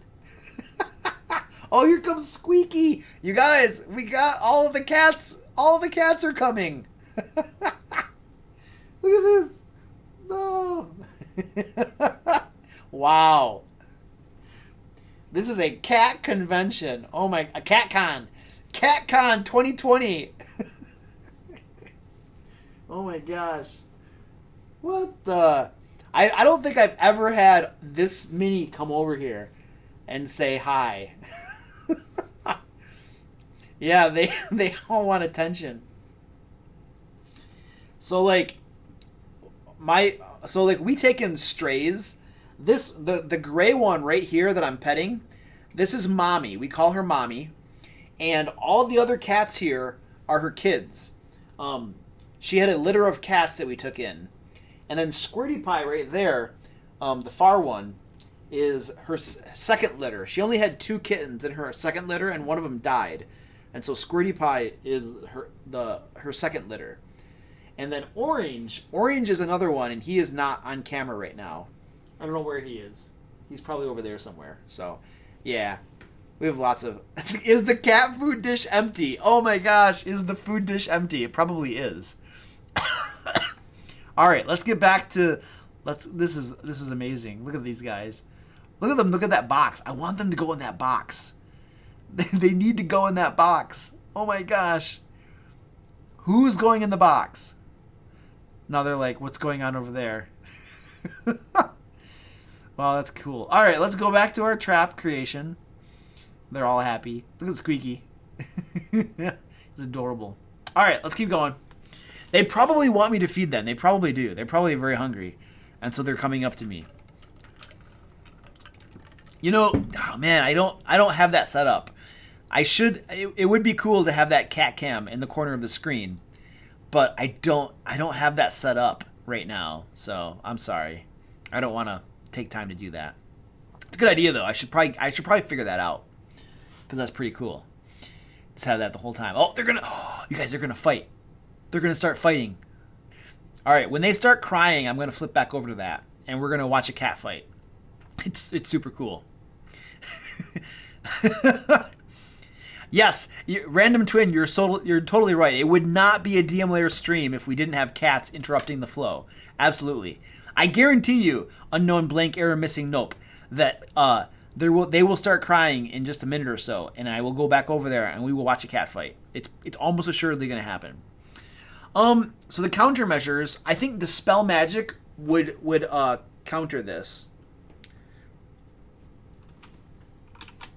So casting Dispel Magic casting Dispel Magic will suppress the trap for casting Dispel Magic will suppress the trap for let's say 1d4 plus 2 minutes. And maybe we can say something like casting Dispel Magic at level 5 or above permanently dispels the trap. Okay, cool. How's that? How's that sound? I think they don't have to. You could make a DC check for it. That would be a legitimate way to do it. You could also just make them upcast it if they want to permanently dispel it. So you could do it either way. Either way is a legitimate way to make that work. Absolutely. Okay. How about we name this? I think we've spent enough time on this bridge. What is the name of our bridge? Yeah, I can't wait for CatCon 2021. Totally, dude. Oh, does Dispel Magic have a built-in duration? Does it really? I think it's instantaneous. I'm pretty sure it's instantaneous, but let's take a look at it. Going to my spellbook here, Dispel Magic. It's instantaneous. Yeah. Cat Bridge. Oh, Charles Revenge. The Bobby Bridge. The Bouncing Bridge. That's actually not... Yeah, but... Hey, Deep Fried Butter Boy. What up, dude? Hey, Robert Christian. Theta Tag is in the house. What's up, Sean? How you doing, buddy? Good to see you, man. Sean is one of... Robert Christian is his name on YouTube, but we call him Sean. I think that's his name, too. Apparently. He's one of my Ancient Dragon patrons. He plays D&D with me. When's our next game session? We have like 2 weeks? I think it's like... No. It's like 1 week from now. Or 1 week from tomorrow or something like that. Anyway, I'll figure it out. Don't worry. I'll be there. The Passage of Waves. The Bouncing Yeeter. What word does yeet come from? Javkov or somebody, you need to explain to me where yeet comes from. Like, you guys must be referencing something. What? Are you referencing a movie or something? I need to know what's going on here. Because you guys are going crazy with yeet. I need to know what that is. Is that like Monty Python or something? Oh, yeet's a meme or a meme? How do you say that? I don't know. Okay, so check this out. I don't pay attention to memes or memes or whatever, however you pronounce those. I do not pay attention to those. It's happening. I told you. Oh, man. Oh, come on. Don't let me down. Go for the kill. They were about to fight. One of them cried out. It's like they were about to fight. I heard them. Oh, now they're getting camera shy. Oh, there you go. Come on. Here we go. Here we go. Come on, go for the kill. They're totally ready. She's gonna jump in. Oh, come on. Like, you guys, the anticipation here. Look at him. He's like, come on. I think they're done. I don't know. It looks like they've... Oh, they took a break. Oh, man. Look at that. Almost. Oh, we'll get it next time. All right, we'll get it next time. We were naming this bridge. Luke is a loving cat father. Yeah, I know. It's fun to watch them fight. They don't actually hurt each other. They're playing, but it's fun. It sounds like they're killing each other. I don't know. The Yeeter Totter. Where does the Yeeter Totter? I don't know. We were doing a name, and people had names, and I got distracted. Yeet means to throw something. Ah, okay. So then somebody had a name with yeet in it. Where was that? Somebody had a name. Speak and Yeet Bridge. Okay, let's do that one. I don't know. We're gonna pick that one. So that is Nick Crafter. The Bridge of Yeeting. Oh, that's cool. We're gonna do that one. We're gonna do the Bridge of Yeeting. I like that. The Yeeter Totter. Oh, Yeeter Totter. That's cool too. Let's go. Let's do Yeeter Totter. I like Yeeter Totter. We're gonna say the Yeeter Totter. That sounds cool. I like that. Cool. Done. How difficult is this? This is a simple trap. It's actually a complex trap because we have two parts to it. We have the first part where they get thrown off, and then in the second round, they have to try to pull themselves up. So this is technically speaking, this is a complex trap. And our DCs are like 15, so it doesn't actually do a lot of damage. Let's see. It's like dangerous. This could be any level. This could be like any level character. But I feel like I wouldn't do this to a low level group. I would say it's like 5th level to 10th level maybe. 5th to 10th. I wouldn't do this to like level 1 to 4 group. That would be very bad for them. So yeah, we got it. It's level 5 to 10, it's dangerous. Okay, cool. Oh, they all broke up. Guys, look at this. Look at this though. This is cool. Check this out.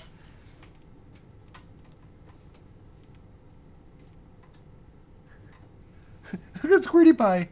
Look what she's doing. Look, what are you doing, Squirty?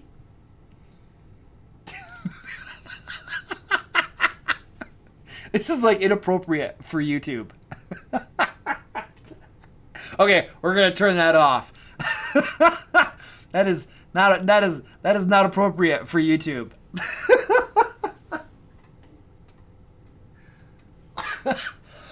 I could not help myself.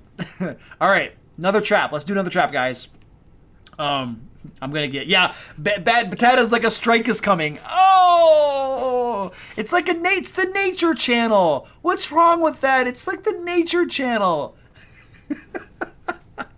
Okay, let's do another trap. Rip stream. Oh, let's trap a chair. Ooh, yeah, trap a chair. Okay, I like that idea. A chair. Let's put a trap on a chair, you guys. Let me get my thingy bobber.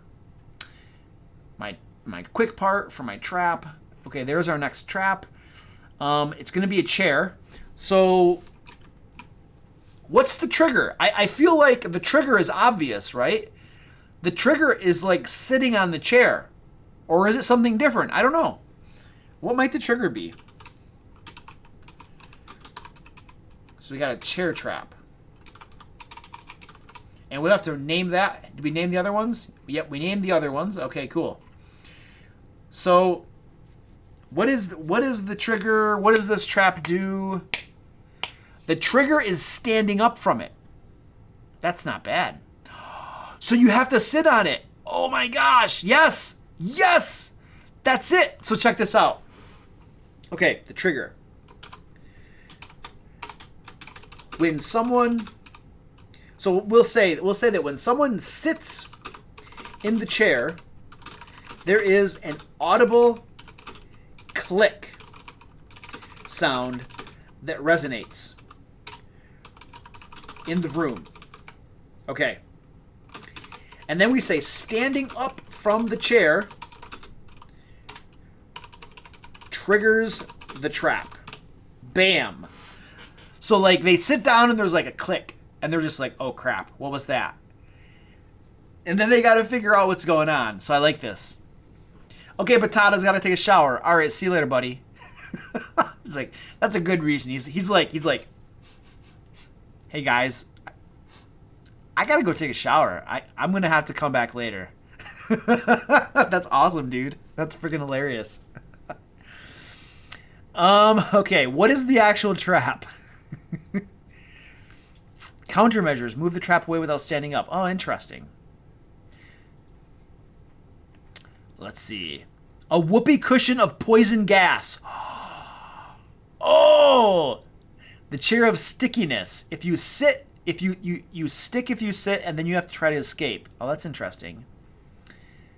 A whoopee cushion trigger. Oh, that is really cool. That's a good idea, too. I like the idea of standing up being the trigger, though. I thought that was a good idea. Kelf is like, I'm watching in the shower. That's crazy, dude. You know what? I don't want to know how you're doing that. He's like, I have a TV in my bathroom, dude. Like, how do the rest of you live? Like, seriously, you gotta have a TV in your bathroom, man. You spend like 20% of your day in the bathroom. Of course I've got a TV in the bathroom, man. My computer's in the bathroom, for that matter. Looks like someone is leaving without their pants. Oh, that's interesting. Oh, that's nice.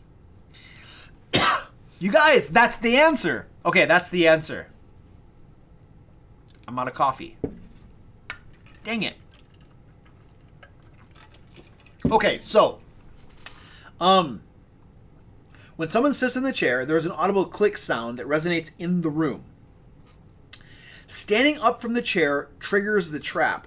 Okay, so we're going to say there is a sticky substance on the chair that immediately bonds to the pants of the person sitting in the chair. Standing up from the chair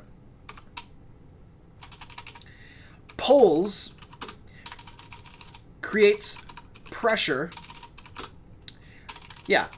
Standing up from the chair pulls a pressure plate upwards, triggering the trap. Okay, so a countermeasure could be that someone sitting in the chair can remove their pants to then get out of the chair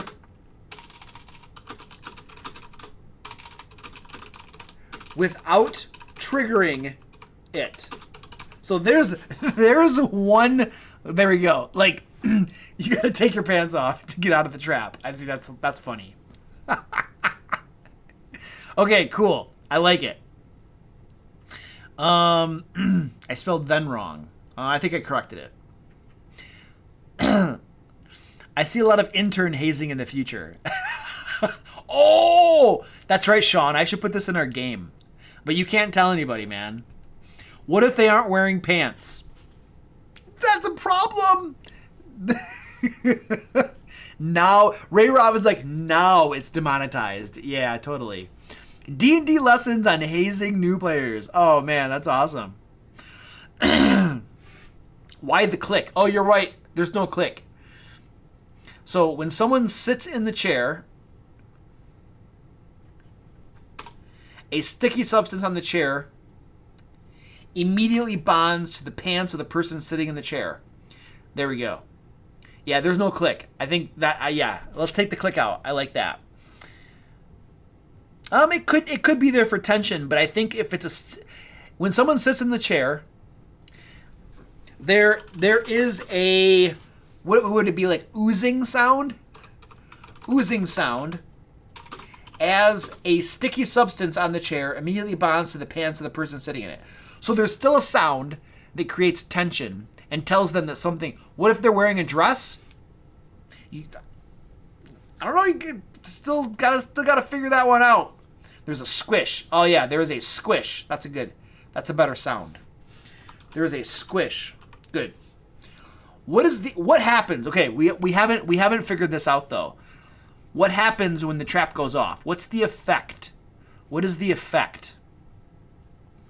The chair of the Anti-Pants League. Oh, that's funny. What happens when this pressure plate is pulled upwards when they trigger this trap? What actually happens?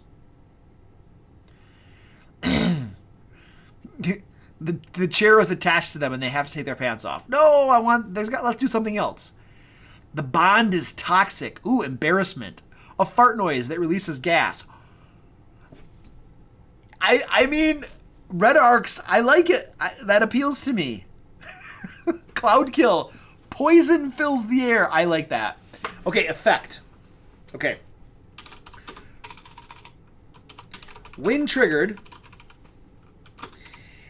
a loud farting noise is emitted from the bottom of the chair as a large bladder full of poisonous gas is released into the room. All right. And then we will say characters within, let's say, 15 feet of the chair must succeed on a DC. How hard should this be? We haven't made any higher level traps, so let's make this one be like deadly hard. So let's make it a DC 17. Let's make this a really high level trap. Dungeon Masters can adjust it if they want to. DC 17, Constitution saving throw, or take how much damage? Okay, so if we're gonna make this for high levels, let's make this for levels 11 through 16. So this is gonna be an 11 through 16 trap, and we can make it. We're saying it's deadly, and so 18 D10 damage. That's a lot of damage. That is a crap ton of damage. Holy crap. That's the lot. What's that average to? Hold on. Let's see what the average is on that. So the average is a D10 is a 5.5 times 18. That's 99 points damage on average. If you make your saving throw, it'll be by half. That might be a little bit too much. Let's do 10d10. 10d10 sounds more reasonable to me. So let's keep it at dangerous. I don't want to do 99 points of damage. And that's average. It could be more. It could be worse. Let's do 10d10 poison damage.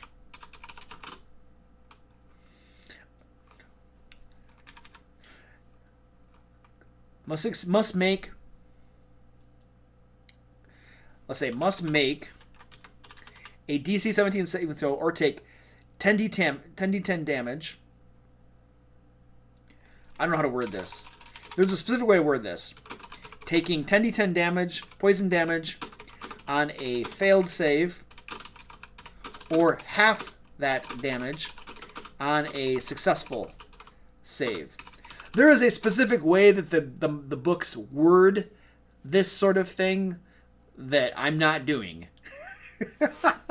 But I think that makes sense, even if it's not the most eloquently worded way of doing it. Okay, cool.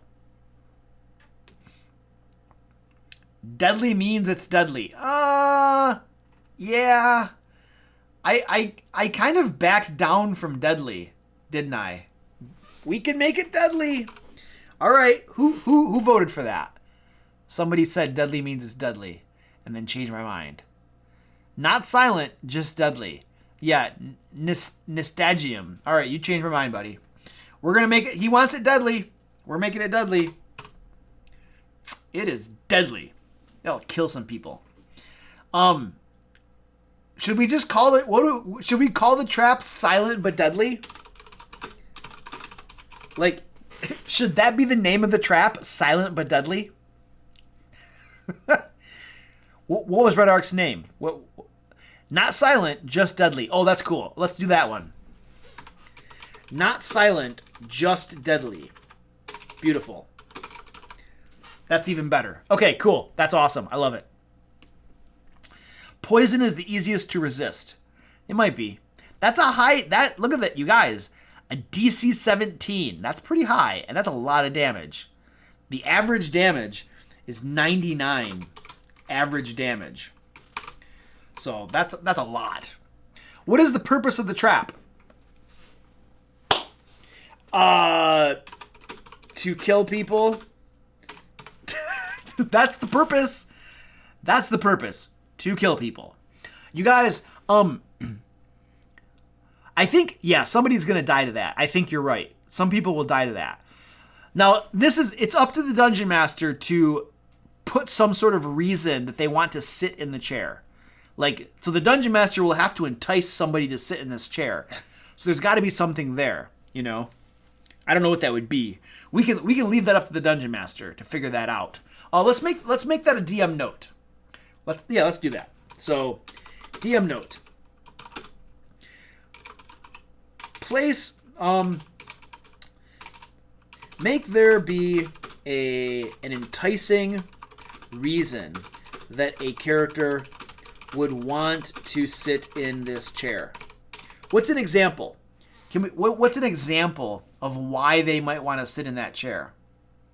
Oh, it's a throne. Oh, yeah, it's a throne. That's even better. Yes. This is an ornate throne designed to kill people. Is there some other way that we can entice them to sit in that chair? What could we do? Chair, throne.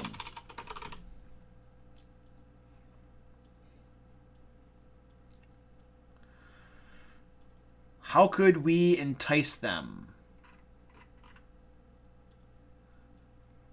All right, there we go. So now it is a throne. We have made it a throne. A sign that says free gold. A legend says it gives you unlimited power. Oh, wow. For my players, all I have to do is put a sign over it saying, don't sit here. There is a crown sitting on the chair. A clue for solving a puzzle. Oh, wow. A sign that says free gold. Okay, yeah, we're going to put some suggestions here. For instance, a sign reading, don't sit here, or free gold above, hanging above the throne might entice them to sit on it. Okay. Yeah, I think you're right, Finn. I think some people would want to sit on it just because it's the throne. That's a possibility. Yeah. Make it seem necessary to open a secret passage. You could do that, yeah. Or you might make sitting on the throne seem necessary to advance in the dungeon, such as implying that it opens a secret door or something. All right, that's good. That's enough suggestions. We're not actually going to build it out. We're gonna let the Dungeon Master figure that out. The Dungeon Master can use that throne to do whatever he wants in his game world. But we have like the bones of it right there. He's just got to figure out the details of how to implement it. So there we go. We have a name. We have a trap. I think we're good to go. I think we're going to go to our next trap. I think that's it.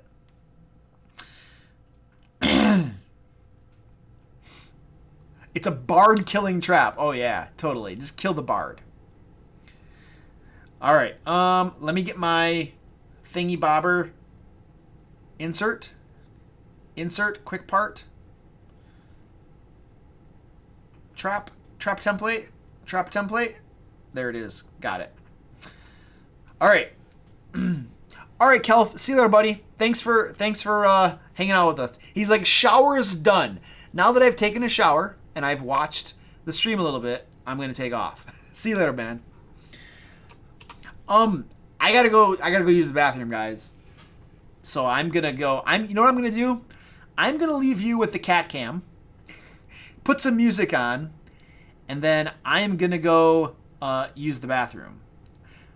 Actually, I don't think I can put music on. I don't have it set up to do music. Oh yeah, I can. Hold on a second. Let me do this. Let's see if this works. Yeah, there we go. I'm gonna leave you with the cats. I'll be right back.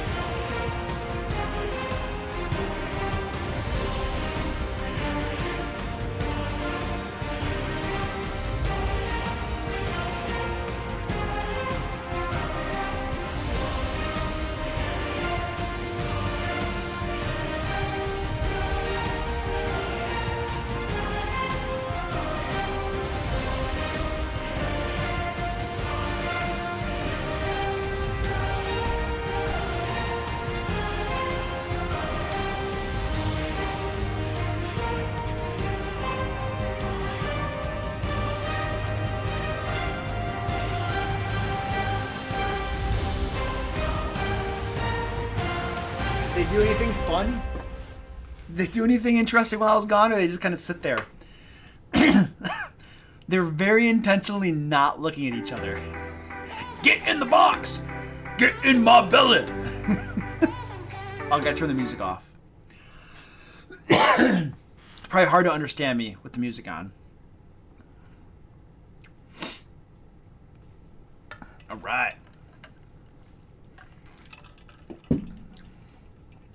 All right, let's keep rocking this sucker.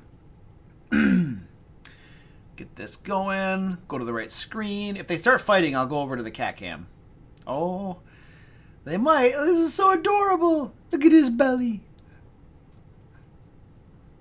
They're fighting now.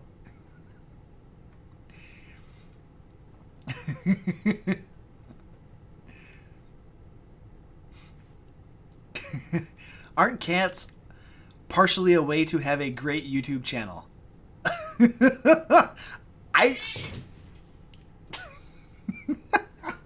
Why do they gotta do that off screen? Like, why couldn't you stay on the camera to do that? I know, Finn, they're like walking off the camera. Oh man, that sucks. Okay, let's keep going. Trap ideas. Let's do this. Yeah, they just sat there. Well, they sat there for a little bit. Luke should put one in the box. Oh, I'm gonna force him to go in the box. They need to go. They need to walk into the trap of their own volition. What are we gonna trap? A wizard's spell book. Oh, that's not. Ooh, Aaron, that's a good idea too. A sword sheath that explodes when its sword is unsheathed. A painting. Ooh, those are interesting. Okay. I like Aaron. We're gonna go with Aaron's idea of a sword sheath that explodes when its sword is unsheathed. I think that's a really cool idea. I've not heard of that sort of trap before. A cute puppy is not a trap. A trapped horse? Nice. Okay. So this is going to be a sword sheath trap. Did we name our last trap? Yeah, not silent, just deadly. Okay, cool. I want to make sure we didn't forget that. So the effect is, so the trigger. Hold on. So pulling the what allows what like can you do to not have it explode? Is it like a password or something? Hey, thanks for subscribing, Tech Miles. Appreciate that. The last sheath. Put catnip in boxes. Yeah, we should put some catnip in boxes. So it just explodes. A button on the hilt. Push the sword in first. A password. I kind of like the idea of having to whisper a word before drawing the sword. A command word. I like the idea of a command word. Let's do that one. Let's do a command word. So, pulling the sword from the scabbard or sheath, whatever, scabbard, without first whispering. What's the command word? You guys, what's the command word? We need to know what the command word is. Like, what's the magic word that people have to whisper to not have it explode? Brainstorm. By the power of Grayskull. No. Pulling the sword from the scabbard without first whispering something triggers the trap. Effect.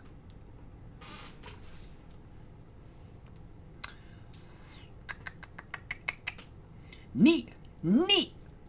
No kaboomies. No kaboomies. Disarm. Ankara. Here I go, killing again. Smog, we're doing that one because that's cool. Here I go, killing again.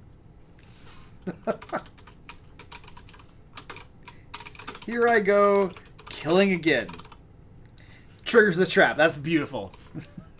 Here I go, killing again. Beautiful. Meet your maker. Okay, what is the effect? Like, I know we said explosion. We could just do an explosion. Some sort of, like, exploding runes or something. Whoops, I killed someone again. Whoops, I did it again. I think explosion... There's nothing wrong with explosion. There's nothing wrong with fire and explosion. We have a very interesting, unique concept for it. Like, pulling it out of the sheath. So... Ooh! That's a great idea, Red Arcs. The sword scabbard explodes, hurling white host armor-piercing shrapnel everywhere. I like it. Yeah, that's cool. So, effect. When triggered... Oh, yeah. Magical runes on the scabbard... detonate, causing the scabbard to explode into a cloud of shrapnel, dealing how much damage?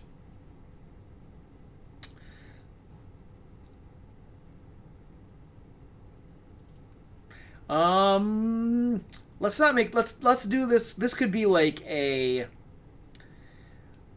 4d10 damage or something, which is dangerous or something. I don't know. Let's do like 4d10 damage, dealing 4d10 damage to all creatures within 10 feet. 5d8 damage. Let's do like 10. Let's do like 10 feet, I think. Within 10 feet.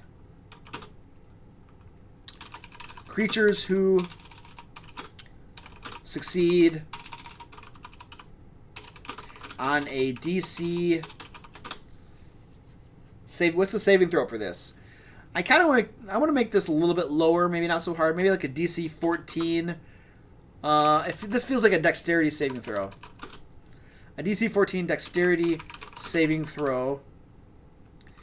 Take half damage.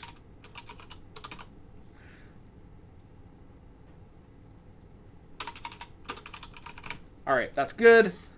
Cool. Bleeding damage. Yeah, take... yeah, that's right. Take 4d10 slashing damage. Good. I like it. Oh, yeah, you know what? So, like, check this out. The purpose of the trap. We could say that, well, where would we say this? So we could say that the, I don't know where to write this. We're just going to put it up here. The sword itself is not magical. However, the scabbard emanates, we would say like evocation magic when detect magic is used. Emanates, there we go. So it's possible, we could also say that characters handling the scabbard can tell that it is magical too. And we just put a little note here. This will probably make the character think the sword is magical. Okay, so basically the idea of this, so what I'm trying to get to you guys, is the sword is not a magical sword. The scabbard is magical. But when they pick it up, they're going to be like, ooh, it feels magical. And they're going to think this sword is magical. But it's not. It's actually the trap. And then when they pull it out, boom, it blows up. So that's cool. I like that. Yes. This is a cool trap. And I imagine that most dungeon masters are going to kind of alter and play with things and make it fit for their game. Absolutely. That's pretty cool. This is a cool trap. All right. The purpose of the trap. The purpose of the trap is to punish thieves who steal the trap or steal the sword. Punish thieves who take the sword. I don't know. That's the purpose. Deal damage.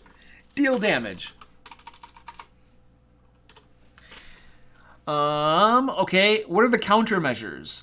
So I feel like casting Dispel Magic, and if you guys have ideas for countermeasures, throw them down in here. So we have like casting Detect Magic. Casting Detect Magic reveals, what do we say? Evocation Magic on the scabbard. Okay. And then we could say something like a DC 15 Intelligence Arcana. We should say a successful DC 15 Intelligence Arcana check reveals that we could put runes on it too. So we could say that, we did say magical runes. There are magical runes on it. A successful DC 15 Intelligent Arcana check while studying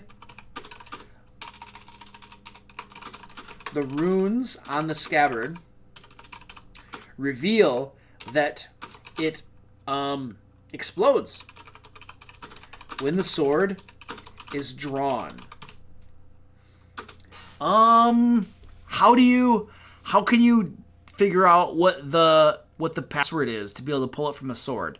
Like, how would you figure out that and then be able to actually pull it? So there needs to be a way that they can circumvent it and actually get the sword out. Dispel the scabbard command word or sundering the scabbard with the weapon inside, possibly breaking the weapon too. Oh, that's interesting. Casting Identify. I think casting Identify reveals the nature of the trap. I think... Good Guapo! You moron. So Guapo is like climbing around and like almost knocked all of my lighting over. The password is inscribed in the blade. That doesn't help. I definitely think that casting Identify. Yeah. Casting Identify on the scabbard or sword before drawn, otherwise it's triggered. Identify, reveals the password without first whispering the command word. There we go. We're going to call it a command word. Command phrase. It's actually a phrase. Command phrase. All right, cool. Is that it? Is that it? I don't want to put like too obvious of things on it, or like don't unsheath it or something. I want to make them work for it a little bit. Like there are runes on it, so they have to read it and make an Arcana check to figure out that it explodes. I think they need to work for it. Yeah, let's get a name. Let's do a name. What's the name for this? What is the name? What is the name for this? Nasty surprise. Scabated? Oh, that's interesting. Scabated. The pull-out game. That sounds inappropriate. Aaron. Don't pull me. The sword sheath of sheath. Boom boom sword. Handling the situation. Sword in the boom. You know what, guys? I think scabated from Red Arcs is probably the one that sticks out to me the most. Skaboom. Skaboom! That's pretty cool. I like scabated. Let's call it scabated. Scabated. Nice. Okay, let's do another one. Let's do this. We got like a half hour left, you guys. How many have we done so far? We've done 4 of them. So we can at least do one more. We might get 2 in. But I'm definitely stopping in a half hour. Because I want to get some food. I'm going to go to bed. Probably in that order. So let's start brainstorming some more ideas for trap here.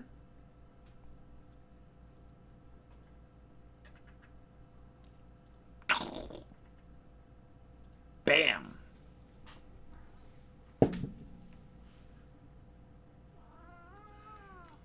He's angry. He is angry. Guapo. Guapo needs to stop tipping my stuff over. That is a problem. Guapo. And Squeaky's just sitting there. Okay, what ideas we got going on? What are the ideas?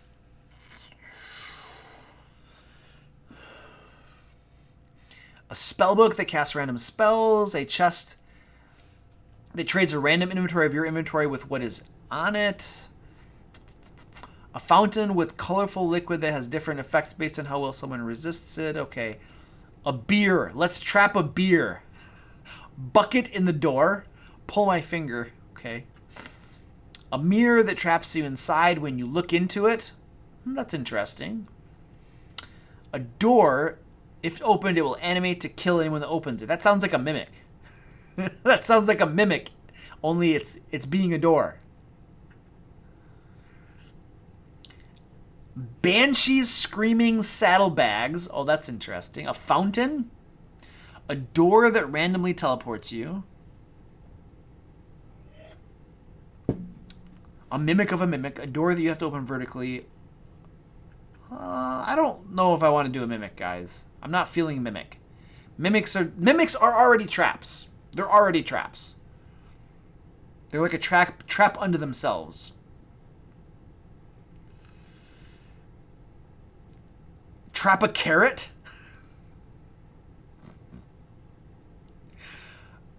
Okay. We could just have a carrot hanging from the ceiling, and that's a trap. Okay.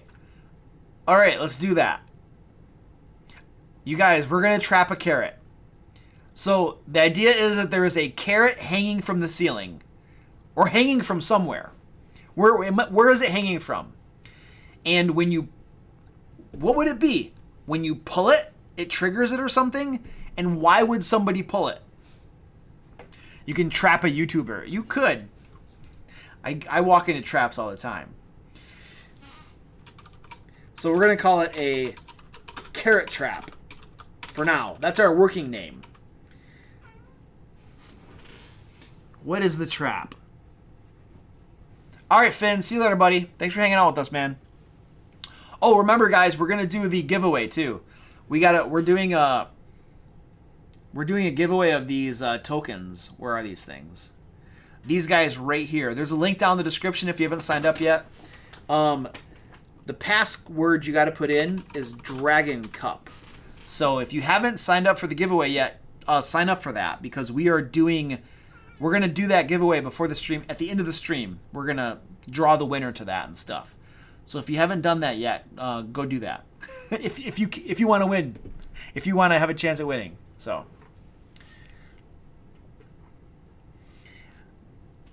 it's a random carrot hanging on a rope will mess with any player. Carlos, thanks for subscribing. Appreciate it. Guapo, what is your problem? Come on, you big baby. He's such a moron.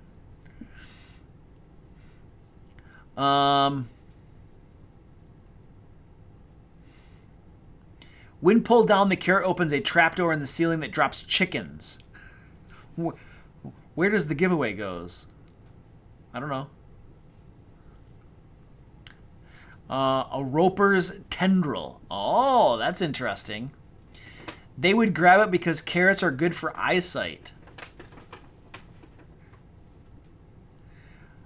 Drops rabbits. Oh, that's interesting. Oh, okay. I think we got something. Okay. So we're going to say that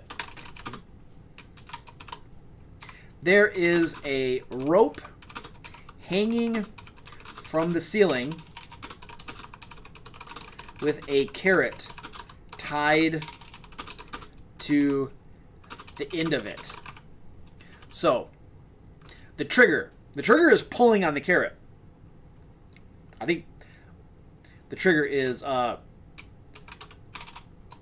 pulling on the carrot / rope. That would be the trigger. Okay, so what happens? Killer bunnies. Yeah. Killer bunnies. I think we have killer bunnies drop from the ceiling. Yes. Effect. Pulling on a carrot or rope, and then effect. We will say a trapdoor opens on the ceiling.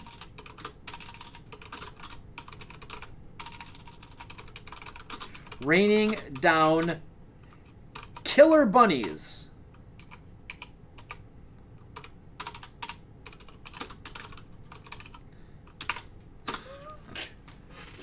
What's the stat block for killer bunnies? What is the stat block for killer bunnies, you guys? Bunnies with intellect devourer stats. Oh, now that's nasty, dude. Intellect devourers are very bad. What could we use for killer bunnies?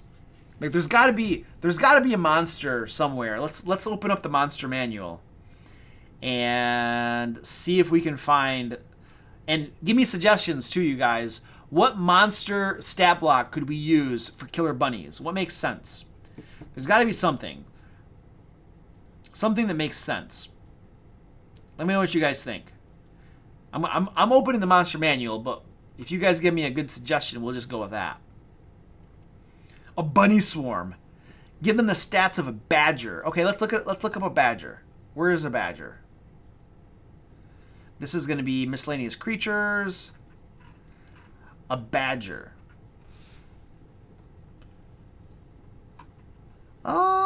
They do 1 piercing damage. That's pretty weak. Can we do better than that? All right, King. We'll see you later, buddy. Enjoy your dinner, man. I'm going to get some food, too, when I'm done here. We're not going to create a monster. A swarm of rats? Yeah, a bunny swarm. That's not bad. So let's go to swarms. Let's take a look at swarms. Swarms. I gotta scroll. I gotta get to the S section. I can't find it.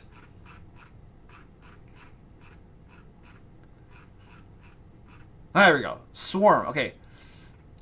Bats, insects, quippers, snakes, rats, rats. We could just use rats. Swarm of rats. Does that sound okay? Control F. I know that I can use Control F, but the problem with these PDFs is that Control F it's not super reliable, and it doesn't always get me there. Sometimes it takes me to weird places, and I'm like, how did you even do this? So, yes, I know. Yes, that's a thing. But I'm not very intelligent. A dire rat. Ooh, dire rat. That's a good idea. Okay, you want to see Control F? Let's see if this works. Dire rat. Searching. Let's see what this does.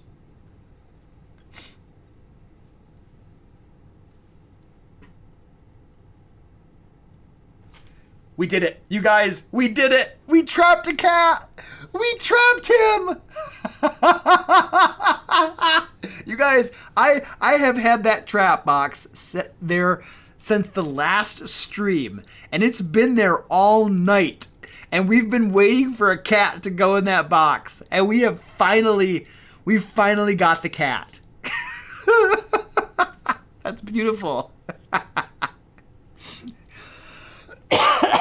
This deserves like a party, you know, do a little dance. Woo, woo, woo, woo. We totally got the cat. Oh my gosh.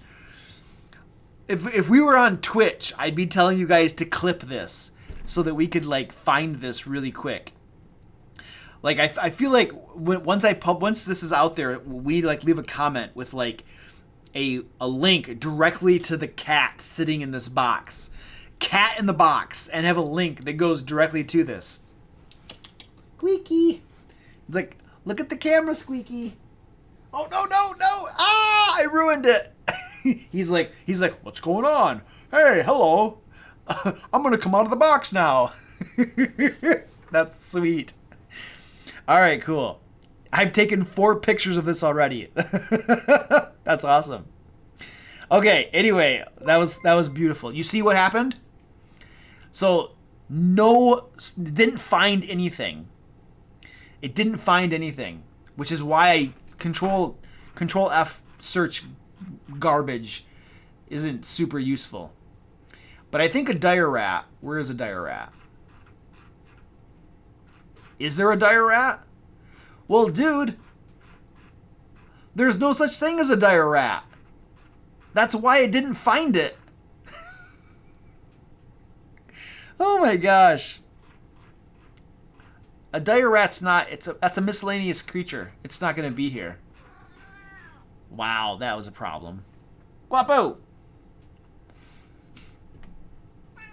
A giant rat. Oh, yeah, you're right. It's probably called a giant rat. Let's try that. Giant rat.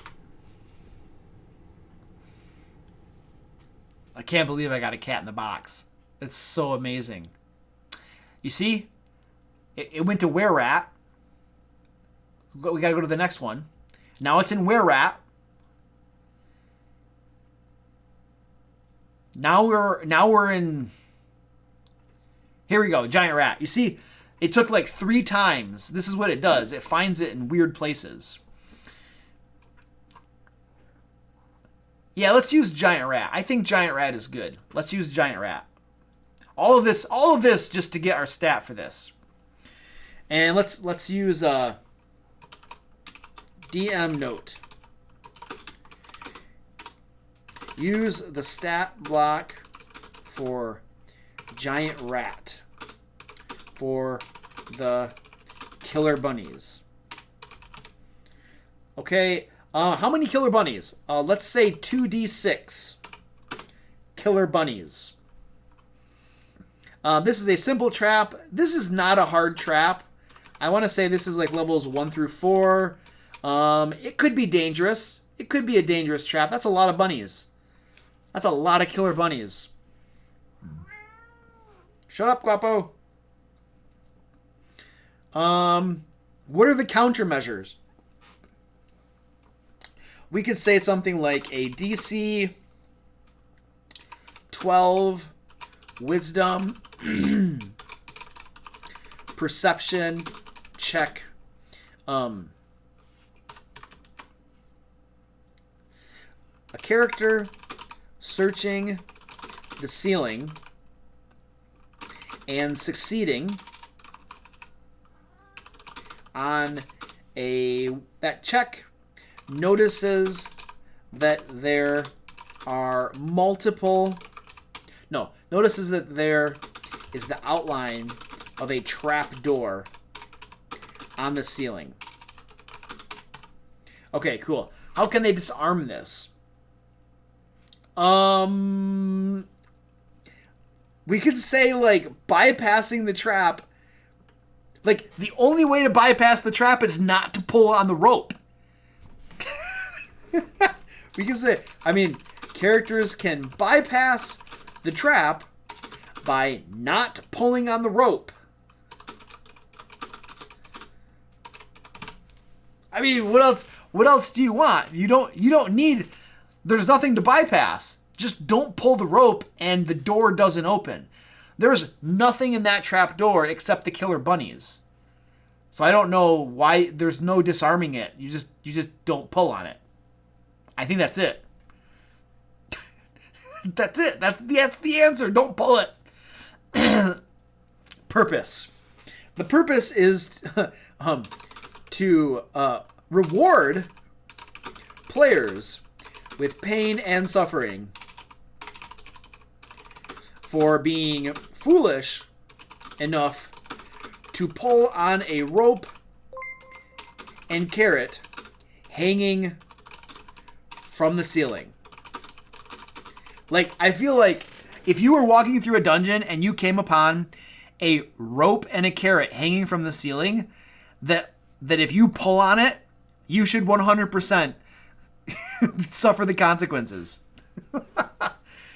But that said, I guarantee you that most dungeon masters have players that would just be like, intentionally, they'd be like, I need to know what this does. I have to know what this does. And they go up to it and they pull on it just because they got to know what it does. Like, I guarantee you some of my players would just pull on it and they'd be like, this is funny. And they would find out what happens. Okay, cool. A golden carrot. Oh, it could be a golden carrot. Yes. There is a rope hanging from the ceiling with a golden carrot. That is a good idea, Dan the man. Good job, man. You are the man. With a golden carrot tied to the end of it. Okay. A golden carrot worth 50 gold pieces. There you go. Pulling on the carrot or rope. Oh yeah, we could say pulling on the carrot or rope. Or we could just say removing the carrot from the rope. Pulling on the rope or removing the carrot from the rope. Either one. So then they have to have a bypass. So then we can say characters removing the carrot from the rope must succeed on a DC, let's say, I want the bunnies to fall. You know what? No, you know what? If they take the carrot off or if they pull on the rope, the bunnies fall. This is one of those traps that is way more fun if they trigger it. Like, you want this trap to get triggered and the bunnies fall down. It's hilarious. Why would you not want that to happen? So a dungeon master can bake in a bypass if he wants to, but I'm not gonna do it. All right, name of the trap. Oh, the bunny blunder. That is really cool. All right, any other ideas for the names? It's 100%. They'll 100% pull up for the joke. Yeah. Place a large boulder nearby as a decoy. Oh, that's cool. That's an interesting idea, Barry. The carrotter. The carroter. The bunny blunder. I kind of like that. I'm not seeing Looney Boon, Bunny Rain. Yeah, I like the bunny blunder because it's got like alliteration. Is that what it's called going on? The bunny blunder. Beautiful. Okay, cool. The carrot catastrophe. Killing carrot. Fatal fluffies. Oh, those are cool. Yeah, all right. Carrot cash. All right, ladies and gentlemen. We're going to do our giveaway now. Stand by. Hey, Charles. Thanks, buddy.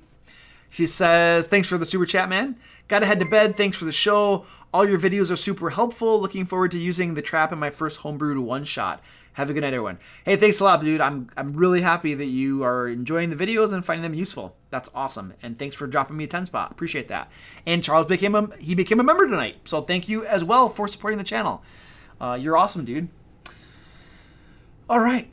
Now let's do our giveaway. So if you have not signed up for the giveaway yet, yes, Melkor Wiseman, you are very, very late for the show. We are about to end it right now. However, a blizzard of bouncing bunnies. That's funny, Huber. So you guys, you're just on time, Wiseman, to sign up for the giveaway. The giveaway. There's a link down in the description for the giveaway, and if you win, one lucky person will win 20 tactical tokens. These bad boys right here. And the password that you need to enter in is Dragon Cup. So sign up for that giveaway. I'm about to draw the winner for that giveaway. So I'm going to give you a couple minutes to sign up for that, and then we are going to draw that winner. So go do that. Do that quickly. We're about to draw the winner right now. I am so hungry. I need food. Food. All right.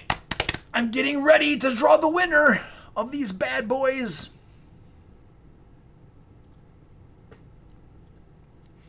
I'm out of coffee. I have water, though. Oh, yeah, that's a link to the giveaway. Thanks, Gilmore, for dropping that in there. By the way, you guys, too, patrons and members, remember that we have the D&D one-shot giveaway, too, going on. So all of my patrons and members, make sure you enter that. There is a link down in the description as well. I announced it on my video on Tuesday. So all patrons and members can enter into that, and you have an opportunity.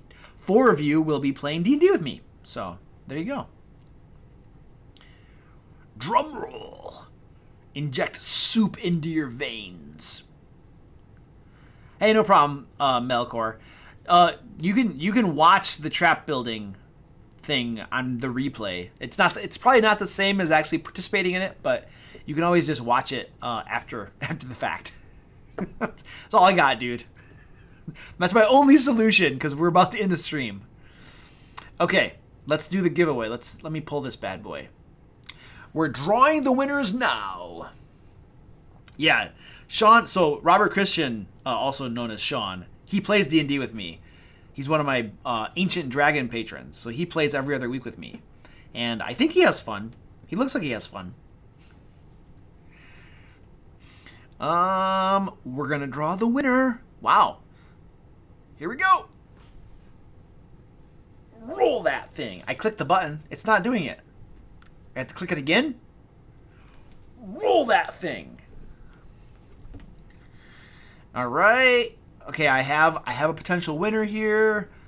All Okay, that winner is not a valid winner. So I'm going to repick. Yes. Repicking. Here's another one. Oh, that looks legitimate. All right. Hey, guess what? F. Huber, or Huber, F. Huber. I don't know how you pronounce your name. You just won, buddy. I just saw you in the stream, so I'm pretty sure you're still here. But you got it, dude. You got the hookup. You won the tactical tokens. He's like, I know you're in like almost every single one of my streams, and you probably have entered to win like several times. And you're like, finally, I won. Yeah, so F. Huber or Huber, I'm sorry, I don't know how to pronounce that.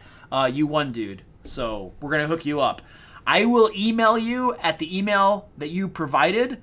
And then once I email you, all you got to tell me is your address, and I will ship those bad boys off to you, man. So, yeah. Aaron, if you want if you want to send me an image, you can tweet it to me on Twitter. That's probably the best way to do it, I think. Send it to me on Twitter. Right there is my Twitter handle and my Instagram handle. I don't go on Facebook a whole lot anymore these days, to be honest with you. So Twitter is a good place to send me images. Assuming that they're appropriate images. Don't send me inappropriate images. I will not appreciate that. So just put that out there. All right, guys, I'm going to get out of here. This was fun. I think we created a bunch of cool traps. Remember, I'm going to make these available for download in the description of this video. I'm also going to put these over on my website, thedmlair.com, so that the D&D community, like, lots of people go to that website, and so, like, I want people to use these and benefit from these. That's why we do these. It's one of the reasons we do these, so, yeah. All right, we're going to see you guys next week. There probably will not be a stream because I am going to be doing video editing for all of my February videos. And so I will be deep in that work. So it's probably going to be 2 weeks before we have another stream. Unfortunately, because these are lots of fun. But there's always a chance I'll surprise you and do a short stream next Friday because I really like streaming. But we'll see you guys later. This has been awesome. Let's get out of here. Let's go home. Let's go home. I actually am home. I just need to go get some food and go to sleep then. All right, guys. And until next time, let's play D&D and eat some food and then go to bed.